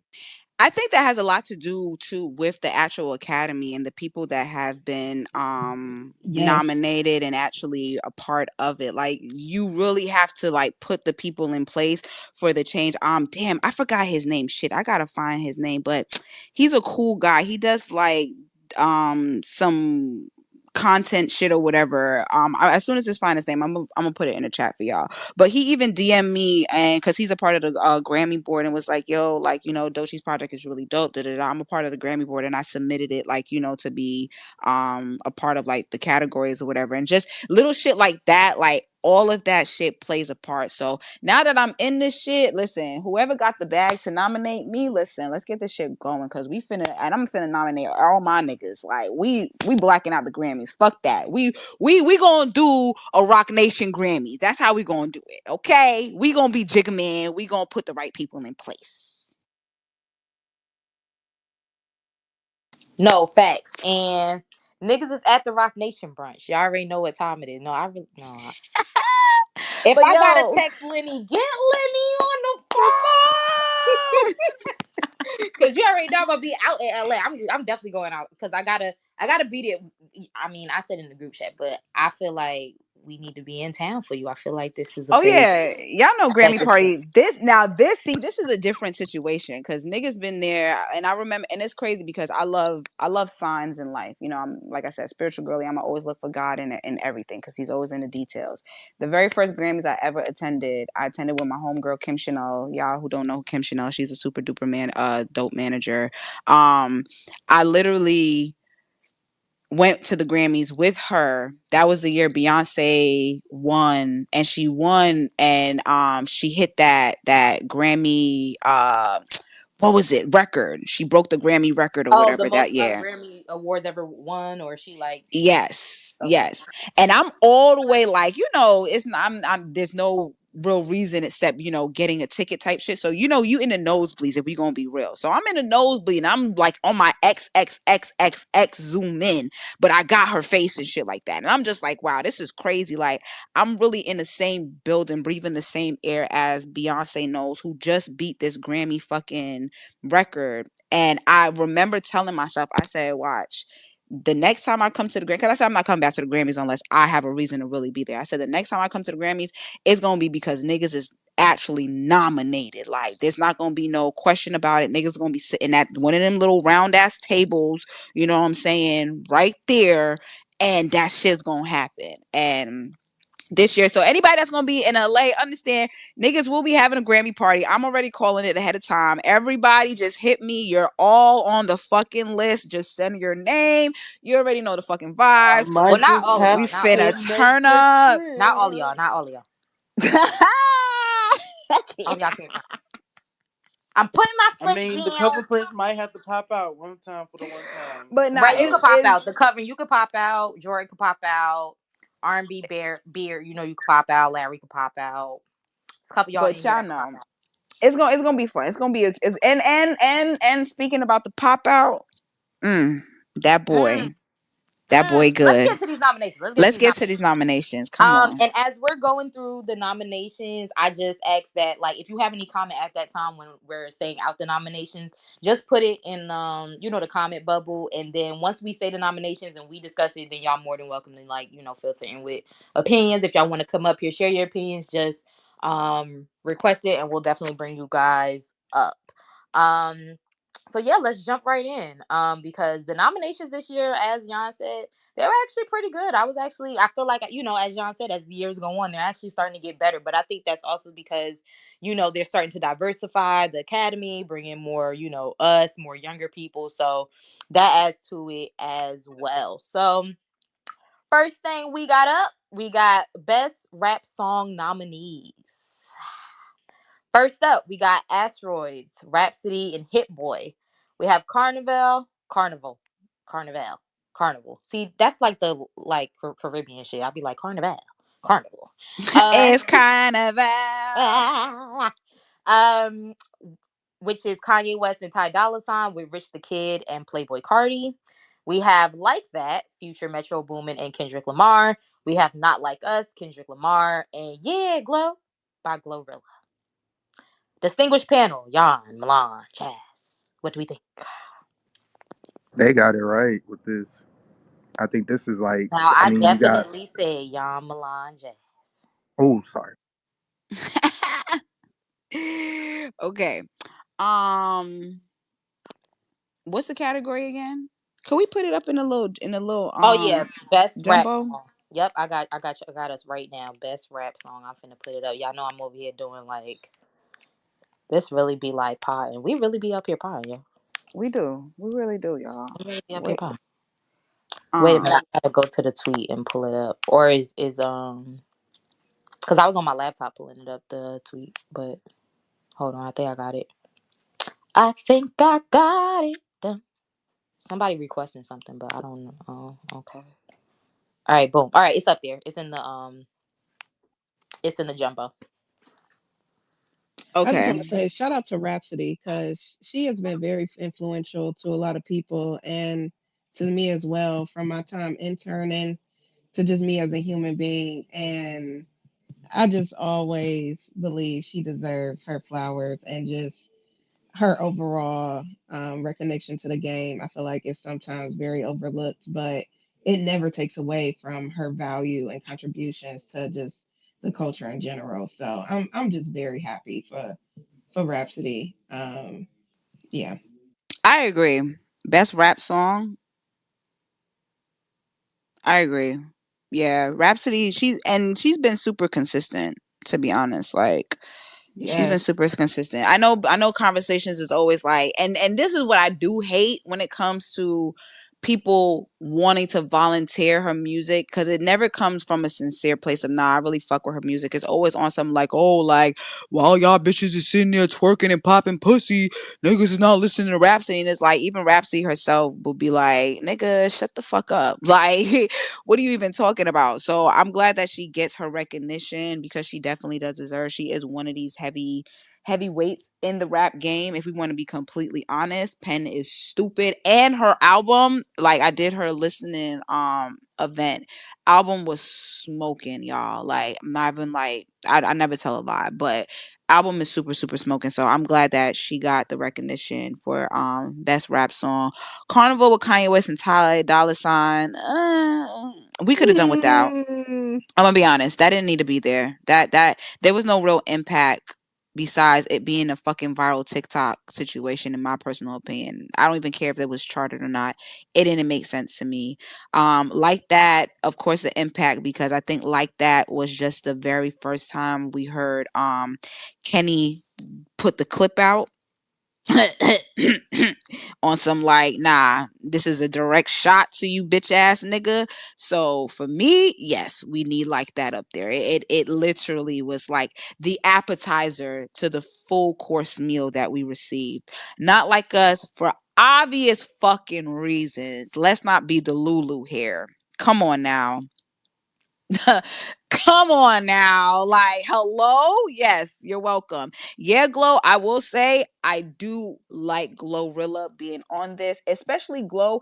And for me, sometimes the nomination is just not about the song. I feel like the story behind it also kind of has impact, because the fact that niggas really counted Glow out after her Cha Cha Slide song, and niggas was like, she fell off, she was terrible, she was this, she was that. And the fact that she did what I am so proud of her for doing, which is taking the negative and making it into a super fucking positive, that it literally blows y'all niggas out the water. She did not hold her head down. She did not allow it to like put her in a deep, dark artist depression where she's, like, oh my God, I can't make music. Niggas think I'm whack. No, she said, oh, word, hold my 1942 real quick. I got something for that ass. And she literally came through and gave us bop after bop after bop, and was charting with those bops, and was featured on a sold out fucking tour with Megan Thee Stallion, which I do want to discuss, Megan not being nominated, as well as unpopular opinion, Nicki Minaj not being nominated as well. But I would say that all of these categories for me, except for Carnival, I would agree. I would literally swap, if anything, because Schoolboy didn't get the album nom that he really truly, if we're gonna be real deserving, I know we're gonna get there. I would have put a whew. Schoolboy Q song um as Honestly, I as feel far as like one of the Grammy rap songs. I if don't we weren't gonna do Yeah. an album. I don't know if I I like agree. Schoolboy for rap song, and that's not to say that nothing on that album I didn't like. I love that album. I don't know if there was anything on that project that would be impactful enough, in my opinion, to compete against anything on this list. I do Yearn. feel I ain't gonna like lie. Schoolboy should have been in the best rap album category, though. I do feel like that was a huge snub. And I really don't understand how he didn't make it on that list. Yeah, that was crazy. Jazz, did you say anything about it? No, I agree with everything everybody is saying. I think Schoolboy Q in the rap category for me was definitely the biggest snub this year. Even Flo Millie for best melodic rap performance, I thought she would have got, I agree. something for Never Lose Me. I was like, maybe the deadline was up, but then I seen RCA got the Big Mama Lotto situation. And my bad if I'm speaking ahead. I know we go get there, but the only song from the Schoolboy Q album Blue Lips that could have been impactful to be nominated, I think maybe was Thank God for Me. Like personally, there's so many songs I love on the project. So I'm just speaking from just kind of like their metrics. I think Thank God for Me probably would have been it. But no, I agree. Schoolboy Q is the biggest like snub. Yeah, I agree. Super super agree. Can you Should guys he hear me? that Yeah, go Can you ahead. guys Who's can you talking? guys hear me? Yeah, Oh we yeah, can yeah. hear you. Okay, I'm sorry. I had to take a quick emergency call. Um yeah, I don't really have anything to say on this category myself, as far as best rap song goes, I mean, I think it goes without saying it's definitely going to either like that or not like us. So when it's categories like this, it's like it's nothing for me to even argue. Like it'd be one thing if it's like, okay, I can see like when we get to song of the year, record of the year, I can see like us having a conversation. But this is like I already know how the rap category is finna go. Kendrick finna sweep. So Yeah, it probably don't even matter who in it, to be real with you. I'm hmm gonna be honest. That nigga finna take everything. Everybody. He taking everybody. Although I will say maybe unpopular opinion, but I'm gonna just be honest. I feel like Megan Hits could have been best song nominee too. I agree. yeah, I, I I don't see why Meg didn't get any nomination, especially for like Mama Sushi or something like that. Like I didn't. I don't know. I mean, I I kind wouldn't of do it for I agree Mama with that too. I Sushi, was talking but that talking about that with my boss earlier today. I'm kind of surprised that she didn't get any nominations, and I low key wonder if the Academy just didn't want to be involved in all the controversy around her. Just on some like politics shit, which is unfortunate. But I agree. I feel like she should have definitely got something. yeah, there should have been something there. At least just, from a fair standpoint. But sheesh. Anyways. Does anybody have anything to say This just about this category? That's in the this just made me think my only last thing, ladies, is I don't know. I feel like Kanye and Eminem be getting nominations just cause now at this point, and I feel like it takes away from like a Schoolboy Q or even a Boss Man D-Lo getting a best rap something. Like, I don't know. I also felt like Boss Man D-Lo had like a good year where he could have got maybe something. I mean, he was charting. So I don't know. That's my only thing for What rap. about BX Big X the plug. yeah. Oh yeah, the big ass lip Cause he plug. was doing good as an independent too, to be honest. Very true. But I I don't know. wonder I if don't that know. like I don't know if he was charting. connections, Yeah, I don't know what it was because you know necessarily. how tough it'd be. Like if you're not on that Grammy board and trying to like get into that, it can be rough. So being an artist myself and knowing that process, but I feel for the most part these are pretty good because like we said, we've seen back then like old Grammy times where they just put something together and you like what, like this person wasn't even relevant this year and they got a nomination. But like for the most part, I mean, you could say with the Kanye and all of that, but I know that song that song did do like some numbers and everything. You know, like Playboy Cardi and the hype he's have, for his album whenever that comes out or whatever. I can see why they use that. Rhapsody, like you said, another great project. I mean, she's been coming up there with like really like, I mean, honestly, if somebody says she was the best female MC, I wouldn't question it like that. That's She just puts together great body of work after great body of work. Um, and we know Kendrick. I mean that. I mean, he's just the year he's having is crazy. He's on a heck of a run. I think they did right this year. I can't say like sometimes you can even look at one and be like, nah, that shouldn't have happened. I can see at least a point in each of these, but I do like your point, Milan, with like Q having such a good album and then not having somewhere on there. I definitely think that could have, and I would have loved to seen like a D-Lo or somebody who's kind of making a wave have something on there. But I just know the process as an artist. Getting to that Grammy board, you gotta have those connections. So I could see why they didn't get on as well. But other than that, pretty solid list. I see. All right. Fuck that nigga Kanye, by the way. Oh Lord Yo. mercy. All right, so we're How gonna you move on doing? to the Song of the Year nominees. Song of the Year nominees, we have a bar song, Tipsy by Shabuzi. We have Birds of a Feather by Billie Ooh, the Eilish. whites is gonna fight. I ain't gonna hold you. The whites The gonna Whites are fight gonna for this fight. one. Die with a Smile, Lady Gaga and Bruno Mars. Fortnite, Taylor Swift and Post Malone. Good Luck Babe, Chappell Roan. Not Like Us, Kendrick Lamar. Please, Please, Please, Sabrina Carpenter. Texas Hold'em, Beyonce. Distinguished panel, Yon, Milan, Jazz. What do I you think? actually love this category this year because I feel like I really don't know what's gonna win. to be honest. It's like I love when everything is just so good and all this stuff was impactful. I think the only one, to be honest, and I hate to shit on it, but low key, I don't see Texas Hold'em winning this Oh, it's definitely category. not winning this Yeah, category. I don't really. I think that was a miss, Yeah. low key. I feel like of all the songs on that project, I'm actually surprised this one was the one that they selected for Texas or for Song of the Year.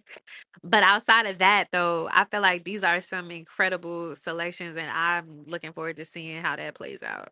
I think the reason why they did Texas Hold'em, it's just because of how viral it went when it first dropped. You know, the very first day, like all of those numbers, the TikTok, it was like a million different TikTok videos, and like, you know what I'm saying? Like it was doing what it was doing as far as that. But for me personally, and this is of course no disrespect to B, we love Queen B over here. I just feel like the album did what it was supposed to do as far as just putting people on to the history of country music and where it first started, as well as highlighting those country artists. Not saying that, because we had a conversation about this before, not saying that she put these people on necessarily because they were doing their own thing, but she did what a Drake would do in a sense, where she highlighted and amplified their personal careers, you know, because I personally feel like Shabuzi after that shit, like I was literally gonna say that he's like the perfect case study. Like Shabuzi goes fucking Yeah. crazy after the Beyonce feature, so it's like she crazy, used crazy. that album to platform so many different artists that would not have otherwise gotten as much notoriety for the work that they're doing. But I think kind of tying this to the CMAs though, it's kind of interesting how she put so many of them artists on such a huge platform to then be awarded and revered, but then they kind of just muted the fuck out of her. So like that whole shit was very weird to me. It was very Um, racist, basically. it was, and I'm curious, kind of jumping along, like, is the Recording Academy gonna make a statement with Album of the Year, in a way where the CMAs did not, and actually give her the award, for that project, and it's a country album, which would speak crazy volumes. I don't think that's gonna happen though. I don't think Like, so either, but I think it would be nice to see because I feel like we're Yeah. in a moment right now where they're clearly taking very clear steps to diversify the Recording Academy. So I'm curious if they would go even further to make a stance and be like, this is a country album and we're going to diversify in that sense too. I don't think they will, but it would be but nice. I'm not here for Beyonce being, and this is where I have my issue with Beyonce and the Grammys. I don't think we all need to be like marching on Selma for Beyonce. I'm just gonna be real when it comes to her and the Grammys. Like, I don't think you're the most awarded and the most nominated person in Grammy history. I'm not using you to be my tent pole for me making history. Like, bro, I'm sorry. Like, it's just, and especially for Cowboy Carter, because I enjoy transparency, and I think we have to be honest. It's a pretty bloated album. It's a good album. Don't get me wrong. It Mm. has great songs on there. It, like the opening, like American Requiem. Oh my god, it's probably the greatest like album opener she's ever done. But a bulk of that album is bloated. Like a bulk, and then it's like confusing because you say it's a country album, then you say it's not a country album. Then I think we all are aware of, like, country has its own community. Nashville is its own world. So they respect you when you come into their town and, you kind of working with them. I understand everything. We said this about the Rock and Roll Hall of Fame. Yeah, everything, the root is black music, but we also have to be honest about when we abandoned certain roots. So we can't get mad at people for like taking over something and gatekeeping it and actually building a community for it when we weren't fostering a community for it. And now that there is one, instead of you going down there and integrate, like ingraining yourself, you did your own shit and then you went to Tokyo to release the album. Like, it's just, I don't know, I feel like there needs to be a more nuanced conversation about what Cowboy Carter represents in terms of what I think I'm seeing at the Grammys, which is, I think we're starting to see a new generation taking on a shift where it's not like, I don't need to give you this performative art anymore. How I'm feeling is just how I'm feeling. So if I want Hmm. to do a wildly expressive album like a Doshi, I can do that as long as it's great. I can do a, super pop girly album like a whatever, Sabrina Carpenter or Billie Eilish. Billie Eilish is a great example, but it's just the art that I wanted to get off. I think these kids, they're less focused on the accolades and more focused on just getting the work done, which is why they're going to start being more rewarded for it. Which is why if you look at the album of the year category, her and Andre 3000 are the oldest people in the category. Mm-hmm. I think that's to that point, Kia, because I do love that you mentioned that. I think that's why one of my favorite moments from this category, and I called this too when I was still working with Universal Music Group, that Chapel Roan would get Best New Artist. And I think a lot of it speaks to, for those who aren't familiar with Chapel Roan, her artist development through Island Records, I feel like is a testament to what artist development is supposed to look like. And I think her being so unapologetic, that voice for quote unquote Gen Z, and from a space in America, sometimes seen as the Midwest, or you know the middle of the world, that's often complex. Her taking a stance to not care about how she's going to be perceived or whatever genre she's going to be in, I think is very seen throughout the nominations this year. I'm really, really happy for her. Just speaking of that. Yeah, I'm happy for anybody that's been working hard enough to finally get recognition. I ain't gonna hold you. I don't care what you are. Like, if you done put in this work to get there and been overlooked and et cetera, then it's like, all right, niggas could give you your flowers because you deserve that shit. Because same thing with Sabrina. What they Yeah, said, I was gonna say people coming at Sabrina talking about she already dropped 5 albums. Okay, but this is the one that blew her up. So now what? Exactly, because I that, think that that's bitch a mama's been working. Yeah, so I think that's such an interesting conversation. Like when people pick and choose who to shit on with that shit, because it's like, didn't is that not the same kind of story that Victoria Monet is having? So like, yeah, why are we giving her the flowers for that? And that's not to say we shouldn't be, but why are we giving her flowers for that, but then shitting on Sabrina Carpenter for the same shit? I just feel like if you want to work in music or you want to be a talent in music, the expectation should be that it's going to take some years before you really get that quote unquote overnight success. Like, as cliche as it is, that's literally the reality of this business. So I feel like she's having the moment she deserves. She put the work in. So shout out to her. yeah. No facts. I agree. And that's what I love most about the nominations. I did put up record of the year and album of the year because record of the year isn't much different from song of the year. Um, it's What is just the that. actual difference? So I'm gonna read that from the Grammy website because every time people ask me that, I want to tell you exactly what the Grammy said because I don't even understand what. I mean, I understand, Yeah. but it's like, so I'm gonna read exactly because we are journal. Well, yes, we are doing journalism here. Um, so based on what Google is telling me, yep, here we go. Grammy website, Grammy.com. Bam. Okay. Record of the Year is awarded to the performer, producers, engineers, and other team members who contributed to the recording of a song. Song of the Year is awarded to the songwriters who wrote the song. Got it. Got it. Got it. Okay, makes sense. Makes perfect sense in my brain at least. Yes. So, that's why a lot of times, like people always say, if a song is nominated in Song of the Year, more than likely it's going to be also nominated in Record of the Year. Um, Actually, Beyonce was going to break one of Michael Jackson's records before had she did something different with the nomination she submitted for I Am Sasha Fierce. I think she would have been tied. Yeah, she would have been tied with him for most Grammys one in a night. But she didn't submit. I think Diva or something like that. It was some song she didn't submit that had a really high chance of winning, and Mm. she didn't submit it. Um, Blue Ivy but would yeah. be pissed off. Uh,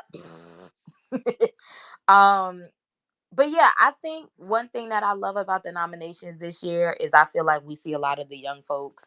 I tweeted about that earlier, but like, I'm all for the legends getting their flowers. Like Pete Rock and Common are nominated for a rap Grammy, which I think is so dope.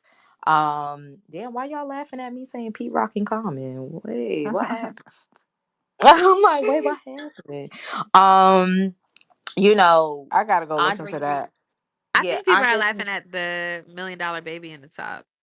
Oh, Oh, I didn't. oh, Oh, I I forgot didn't I put that see it. there. My bad, y'all. I forgot I put Not that not there. wait nothing for $1 Million bit. No, absolutely nothing. He did all of that dumb shit, and look, you fucking clown. But moving on from him, you did all of that. I'm not hip hop. I'm not gonna lie, that was the first thing that stood out to me when I saw the nominations roll out. Because I honestly thought that he was gonna get at least melodic rap. Like, damn. Y'all ain't give him shit. Yikes. Nothing. They said we do not know that white man at all. We don't. They said hell no. Mm. Good one. Um, Good one. but yeah, that's the one thing that I love about the nominations this year is that it's a lot of young folks. We're seeing a lot of the younger generation shine. I love the pop girly renaissance we had this year. Like I know people be feeling some type of way Yes. about things, but I love that we had the pop girlies. I love that you had Sabrina out here, so sweet and I'm short and sweet or whatever the fuck the album is called. That Sweet as was fish. Nah, I'm joking. whatever she fucking called it, Skittles, whatever, sweet and sour. That was a good album. That was a good album. I love the Think song that about she had. me, think Think about love, think about any of that stuff. about- and then I like Please Please Please. Now I don't like Please Please Please as much as I like Espresso, but it's another song she got on there that sample like some 90s R&B shit. She in her bag. I see what she doing. She taking Ariana's spot. Ooh, I know what ah. song you talking about, and it's like, who's that guy with the Yes, pants but they on? been Yes. Back him. And That's it. Hey, That's the yeah, name of it. oh, you know, Bad to and yeah, shout bad out to Tim. the creator, Jacob Dior. He mixed that song with Rick Ross. Fuck Maybach Music. Is that the one with Drake? Fuck, what's the name of that song again? Aston Martin music. yeah, Asmr Music. Yes, yes, Yes. yes, yes. Literally mixed that with that. So, Who's that in but the it back? she got to have black writers on her team. It got to be somebody in there. I told you she taking the Ariana blueprint It's right in funny you front of Mm-hmm. bring up my eyes. Ariana though, because that's one person I did see around the snub conversation that a lot of people are upset that she didn't get nominations this year, That which was album, surprising to me because there's nothing that really stood out about yeah, that that nomination. I album. thought that she did. I thought she got nominated for Eternal Sunshine and The Boys My remix. She did, but not in the big three. She didn't get nothing Yeah. album of the year Oh song. well, I mean, she got nominated, so I That's mean, what I'm saying. Like, at least they acknowledged her. Like, I was very shocked at Andre 3000 getting an album of the year nomination. I I am didn't. too. Had The I would have Fruit known, I Man. would have asked. Wait, what is the album of the year? Yes, Yeah. Andre 3000 is nominated for album of I'm the year. not gonna hold y'all. I'm not gonna hold y'all. I don't think that was necessary. I'm not gonna be. I'm not gonna fake the funk. I'm gonna be honest. I don't think. Yo, chill out. I don't think that Yeah, shit. she said I don't think that was necessary. I don't. I don't think that was necessary because, huh? Andre. Andre, come on, brother. Like there was other categories he could have really been into. I'm not even gonna hold you. So many other categories, but come on. Anyways, let's move along. 'Cause I'm crying. I'm kind of pissed I don't off. think that was necessary. Did y'all peep that Omari Hardwick is even nominated for a Grammy this year? I For think it's like what? best spoken word or He best got to stop. poetry. Oh, If well, that Ghost makes don't sense. move, Ghost need to move. Low key, Ghost. I want to do some shit like that too. I want to like Facts. I was like, oh, voiceover okay. shit, yeah, like niggas could get a Yes. bag for that, get a nomination for that, like yeah. And I do want to do like a children's like book or voiceover some shit like that too, and be nominated for that shit too, low key. I'm just telling the But streets right now. When Billie Eilish went album of the year, just know wait, I think that what's the I she can has a see it. nominations? real like the if she wins, nominations I would for be so proud of her. that's the gonna no- be I a agree. I can see it. crazy night. the nominations are up on the jumbo. But for album of the year is New Blue Sun, Andre 3000, Cowboy Carter, Beyonce, Short and Sweet, Sabrina Carpenter, Brat, Charlie XCX, De Jesse, whatever, Volume 4, Jacob Collier. Oh, I've heard of that dude. I was gonna say that Hit Me this one. Hard and Soft, Billie Eilish, The Rise and Fall of a Midwest Princess, Chaperone, and The Tortured Poets Department, Taylor Swift. Oh, okay, okay, okay, I Ugh. see it. Ugh. Billy taking Mm. it. I'm not gonna Yeah. hold you, Billy badass big beast. Billy Listen, Badass. she gonna take that shit. I'm not I will gonna. say I wouldn't be though, mad. because we're talking about the Grammys, don't be surprised if Andre 3000 wins. That too, because they Absolutely definitely not. probably I will. ain't gonna Absolutely hold you. not. I'll be happy because I'll be like, not me interviewing. I mean, I mean, Be like, yeah, I'm a for Grammy Kia. nominated Okay. writer. I'm a Grammy nominated writer. Okay, for Kia, we gonna leave Andre in it. But if Kia did not No, write for that nigga, I would get him out of but the the thing paint is, I don't want immediately. Andre to win because I feel like Billy deserves it. I agree with that. I'm gonna be real with Yeah, and I y'all. I feel don't like think Andre's gonna win, y'all. I know we talking about it, but I just don't because compared to Billy, and of course, by any means necessary, no disrespect to Andre and his art. I will never disrespect a black man compared to a white woman. Never. Okay, we will never do that. But not today. Not today with this. Not today. Maybe if Andre did something different, I could understand that. Like if he came through and he was rapping, he was singing, he was doing something, he was scatting like a jazz, something. He literally is playing his flute, which we are grateful for because the sonics and the frequencies really do greatness for you. But nah, mm-mm. I can't see him winning that over even over Sabrina, to be real with you. Billy, facts. she would take this. But Chapel see, the only Roan, reason why I'm scared is because, like Jan said, they shook everybody up with That's Pussy. literally why I said that, because Because they literally everybody just be on the doing the timeline, opposite of what's expected. yeah, Like, everybody on the whoa. Yeah. timeline was like, "Where did that come from?" Like, whoa! Like I remember even the Grammy pages on here that they'll post predictions before they go live, or they'll post the submissions or whatever. Nobody was talking about Andre 3000 in the album of the year convo, like not even Billboard. So it was just like when he dropped, everybody was like, even Variety reached out to that nigga for an interview, like, "How do you?" No, seriously, it reminds me of that year John Batiste won album of the year. And don't get me wrong, Verse was working their ass off on that album, but like I don't think nobody was expecting John Batiste to take home album of the year that year. And it would be really ironic and interesting if Andre did win, considering that the last time he did win album of the year was for rap a rap genre. I think it was Speaker Box Love Yeah, Below. it was. So That was the last hip hop for album to win album of the year. yeah. So it would be interesting, but it's like I wouldn't be mad if Billy or one of the pop uh Renaissance girlies took it this year because they really did put in the work, the pop girls. They really did. yeah, they Man, did. birds of a feather, we should We sing fly together. together, baby. Da-da-da-da-da. Like, listen, Billy put her whole fucking puss in that shit. You hear me? You fucking hear me? I ain't never went up for a white woman like this in my life. Billy really did her big one First of all, on that, my nah, nigga. niggas really sleep on Big Billy, son. I ain't with the And I'm not bullshit. gonna hold you. Billy's really that bitch. Like the sister has an Oscar.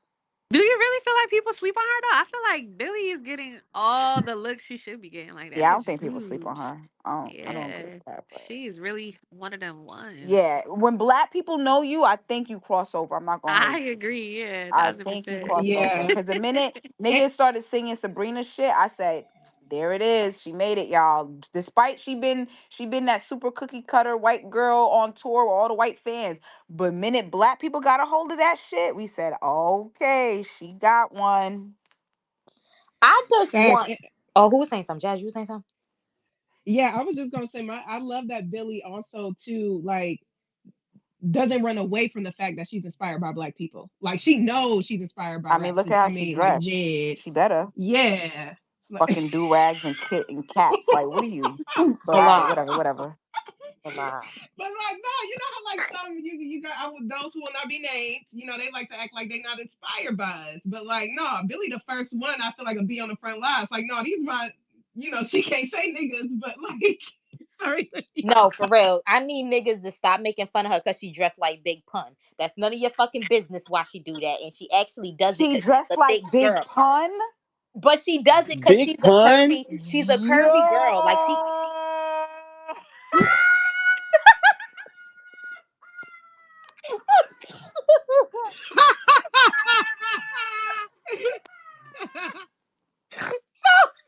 Big Pun is No, crazy. no, Kia, you about to get sent to the gulag, my nigga. I'm not gonna hold you. Not gonna hold you for that comment alone. No, Big no, no, Pun. no, no, no. Cause I rep Big Billy all fucking day. And Billy, she wears the big clothes because she's a curvy girl and she be feeling some type of way when niggas online be, making her feel some type of way. So she be wearing the big clothes. But Billy really down with the motherfucking clothes. You She could got have said anybody. You could have said the brat. You feel me? You could have said Aaliyah back in the '90s. You said Big. Nah. All right. What's next? What's next on the agenda, please, everybody?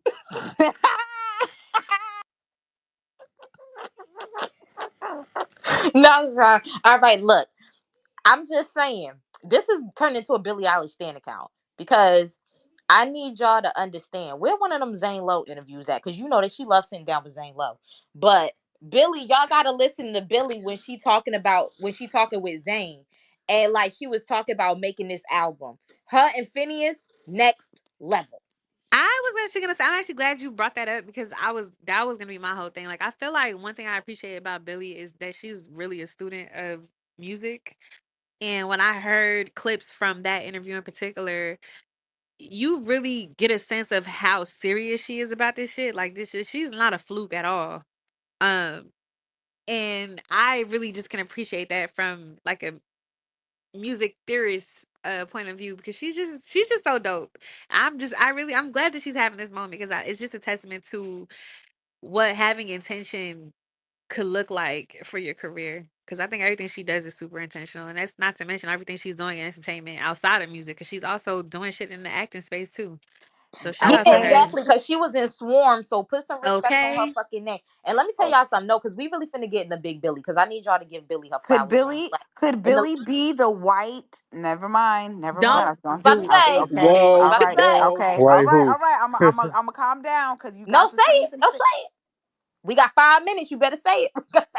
All right. Really quick. Is Billie Eilish the white Quincy Jones? I knew you was gonna say that shit. Get the fuck out of here. Bye.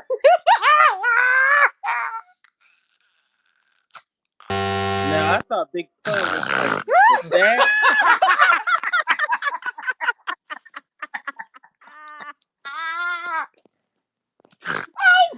I'm crying. No, my stomach fucking hurt, Nothing bro. but Lord, it was the way Holy you shit. said. Okay, It was the suspense, huh? I had to run out the room real quick. I was not expecting you to say the white Quincy Jones. Billy, not the white Quincy I'm Jones, crying. y'all. She got Oh, an you're Oscar. talking about Billy the She white got an Quincy. Oscar for her song on Barbie film. The bitch is fucking well And intentional for about her music. the James Bond shit too. All right, playtime over. All right, this was All such a right, enough. we had so much fun talking with y'all Ooh, child. because I can't. I want to end this space by saying we are all reincarnated, right? Not to make not to say anything crazy. I'm just saying, you know. I mean, Quincy was alive when she was born, but I'm just saying, All right, I'm just saying. Okay, Theory still stands. Anyways, y'all. This has been a great spaces. On the real note, my connection was messed up. I just meant to What? mention to see three black artists in that record of the year nomination. That's just lovely to see. I just love to see that. So big ups to the Grammys for this year. Looks like one of the better nomination lists I've seen in a while. So Shout out to the Grammys. All right, ladies and gentlemen, it was lovely talking to you folks. We will definitely reconvene again. Make sure you're following the distinguished panel. We have Jan, we have Milan, we have Jazz, we have me. Make sure you're following the Reasonable Dialogue page. Stay tapped in for all things we have moving forward. And as I sing this song, ladies and gentlemen, leave the weed, take everything else, and get the fuck out the condo. Don't leave the bad weed though, with the stems and the shit. Please, thanks. I You ain't gotta want go you to home, but you stay gotta get the fuck out of here. till I'm in the grave. Something out of way. Yeah, that baby. That you carry. Then she say, but you're so full of shit. Yeah. You tell me it's a sin. Yo, the disrespect. random, but also Okay, take me out. I, Birds I of had a to. feather, we should stick We fly together. together, baby. Ta-na-na-na, ta-na-na-na-na, baby. Oh, da-da-da-da, da-da-da-da-da, baby. Big ass titties and shit. We fly together, baby. All right, bye, y'all. Take me out.